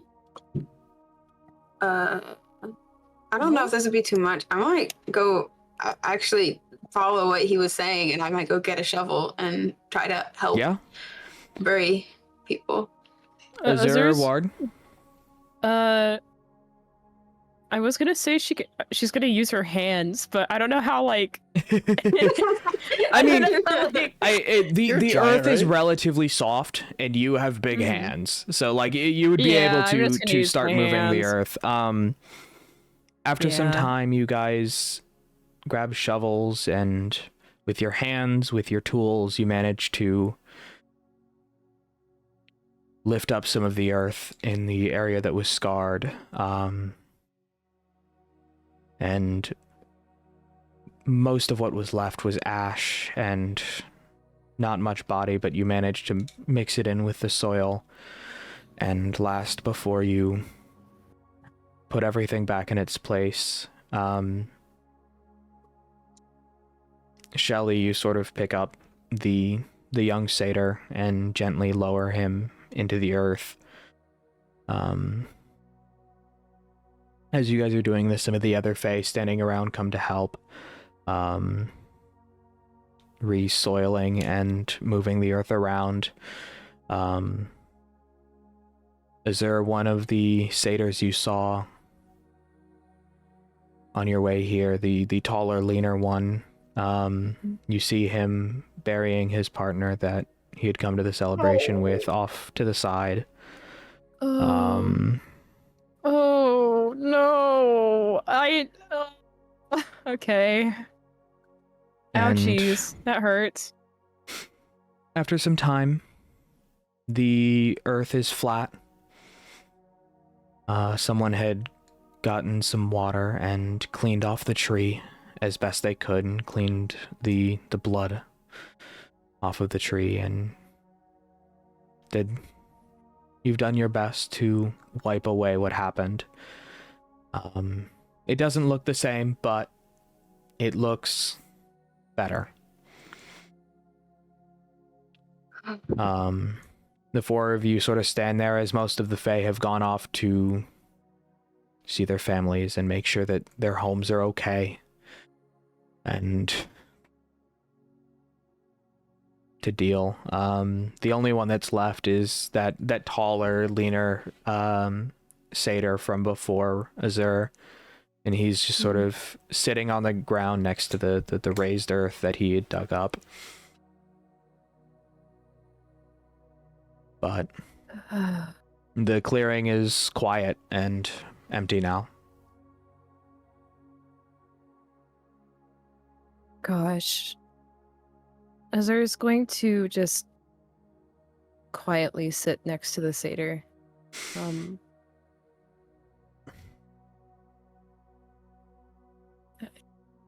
I can't imagine what it's like to lose. Well, maybe in a way I do, but They're not coming back. no. That's the part that hurts. The satyr, that. like, sort of sits with his hands, like, crossed against his knees and his head, like, resting in his arms. Just sitting in it and dealing with it. And you sort of hear his voice kind of hoarse and weak and just... He'll be back. He'll be back. Maybe not in the same way. But the Lifebringer brought us here before. It'll bring him back too. The earth, the ground, it knows. It does great things, returning things that are lost. I'm sure this will be the same for everybody. He sort of like nods his head and lifts it up, goes and wipes away a few tears, and his name was Fig. Oh, I hope he would have enjoyed being a tree. I hope that's what's next for him.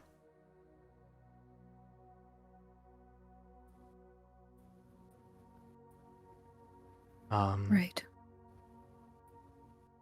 After some time, the sun dips lower in the sky and the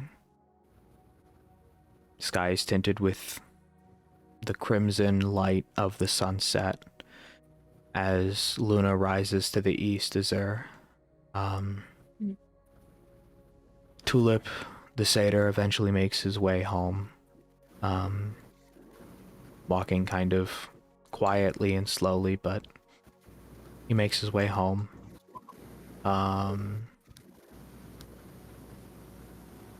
And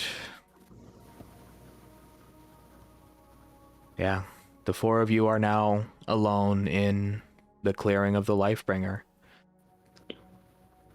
as the moon rises to the east, and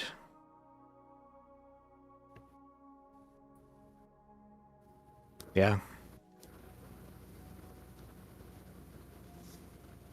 Well, I'm gonna go home. I've got a journey ahead of me. What direction are you heading? North, I think. Northeast. Yeah. Tamden is in like the southwest corner of Atten. Cloudburn is in the furthest northeast corner. I'm headed northeast to Cloudburn. You're welcome to join. I know you're also searching. Maybe, I don't know. But yeah, I'm gonna rest up. I know we just met. But after what we've been through today, I think it would be best to travel in groups. So we don't No, nothing. This doesn't have to happen again. I am searching. Probably more desperately than I ever have been before. I'm terrified. And she puts out a hand and you see it shaking. So we'll go. Search desperately for what we need to look for. We'll fix this. We'll find your daughter. It'll be okay. And I'll find a way to bring everyone back. Right. That too. But Word? I have faith in the earth that they'll return on their own. Mm-hmm. Wait, Ward, you want to go with them? Yes. Yes. I mean, the more the merrier. You two seem to know what you're doing as well, so you're welcome to join. Just try not to blow us up. She looks at Ward while saying that. Right. You have quite the the abilities on you. I admire that. Well, we make do, but I still am not understanding. Are we all going together to cross Etten? I've come this far in my travels. I don't see why traveling further. Ward, you're serious about this? Yes. If you don't want to come with us, that's fine. You can continue training here. But I'm gonna learn. I'm gonna become more powerful. And I won't let this happen again.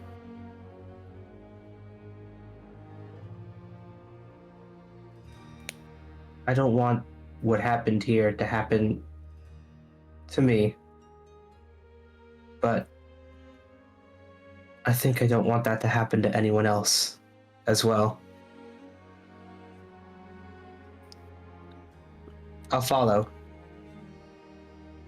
But only to prevent from this happening again. Good. I didn't want to have to beg you. I would have a really hard time leaving your side. And I'd probably burn your house down if I was by myself. You know, for a treat, that'd be quite impressive. I'm not. He gestures to his armor that's on fire, but he's standing quite strong. Last time I checked, trees don't not burn. Right. Mm-hmm. Well, and she brushes herself off a little bit. When do we go? I was thinking tomorrow morning. I think I need to rest up and pack up and be a minute. I don't know. If you have a place to stay, I'm sure I can make some room. But I'm leaving in the morning. I'm good to sleep wherever. I'm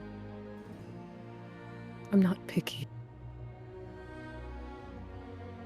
Perfect. And then how about we meet here by the tree tomorrow. If you boys are still gonna come. Well, I'm stuck with him, so. Fair enough. We'll be there. I just have to pack up all of my things. All of it. Oh no! Oh, don't pack too much. You're not bringing the fire. We'll see what we can do. You're not bringing the fire. Okay.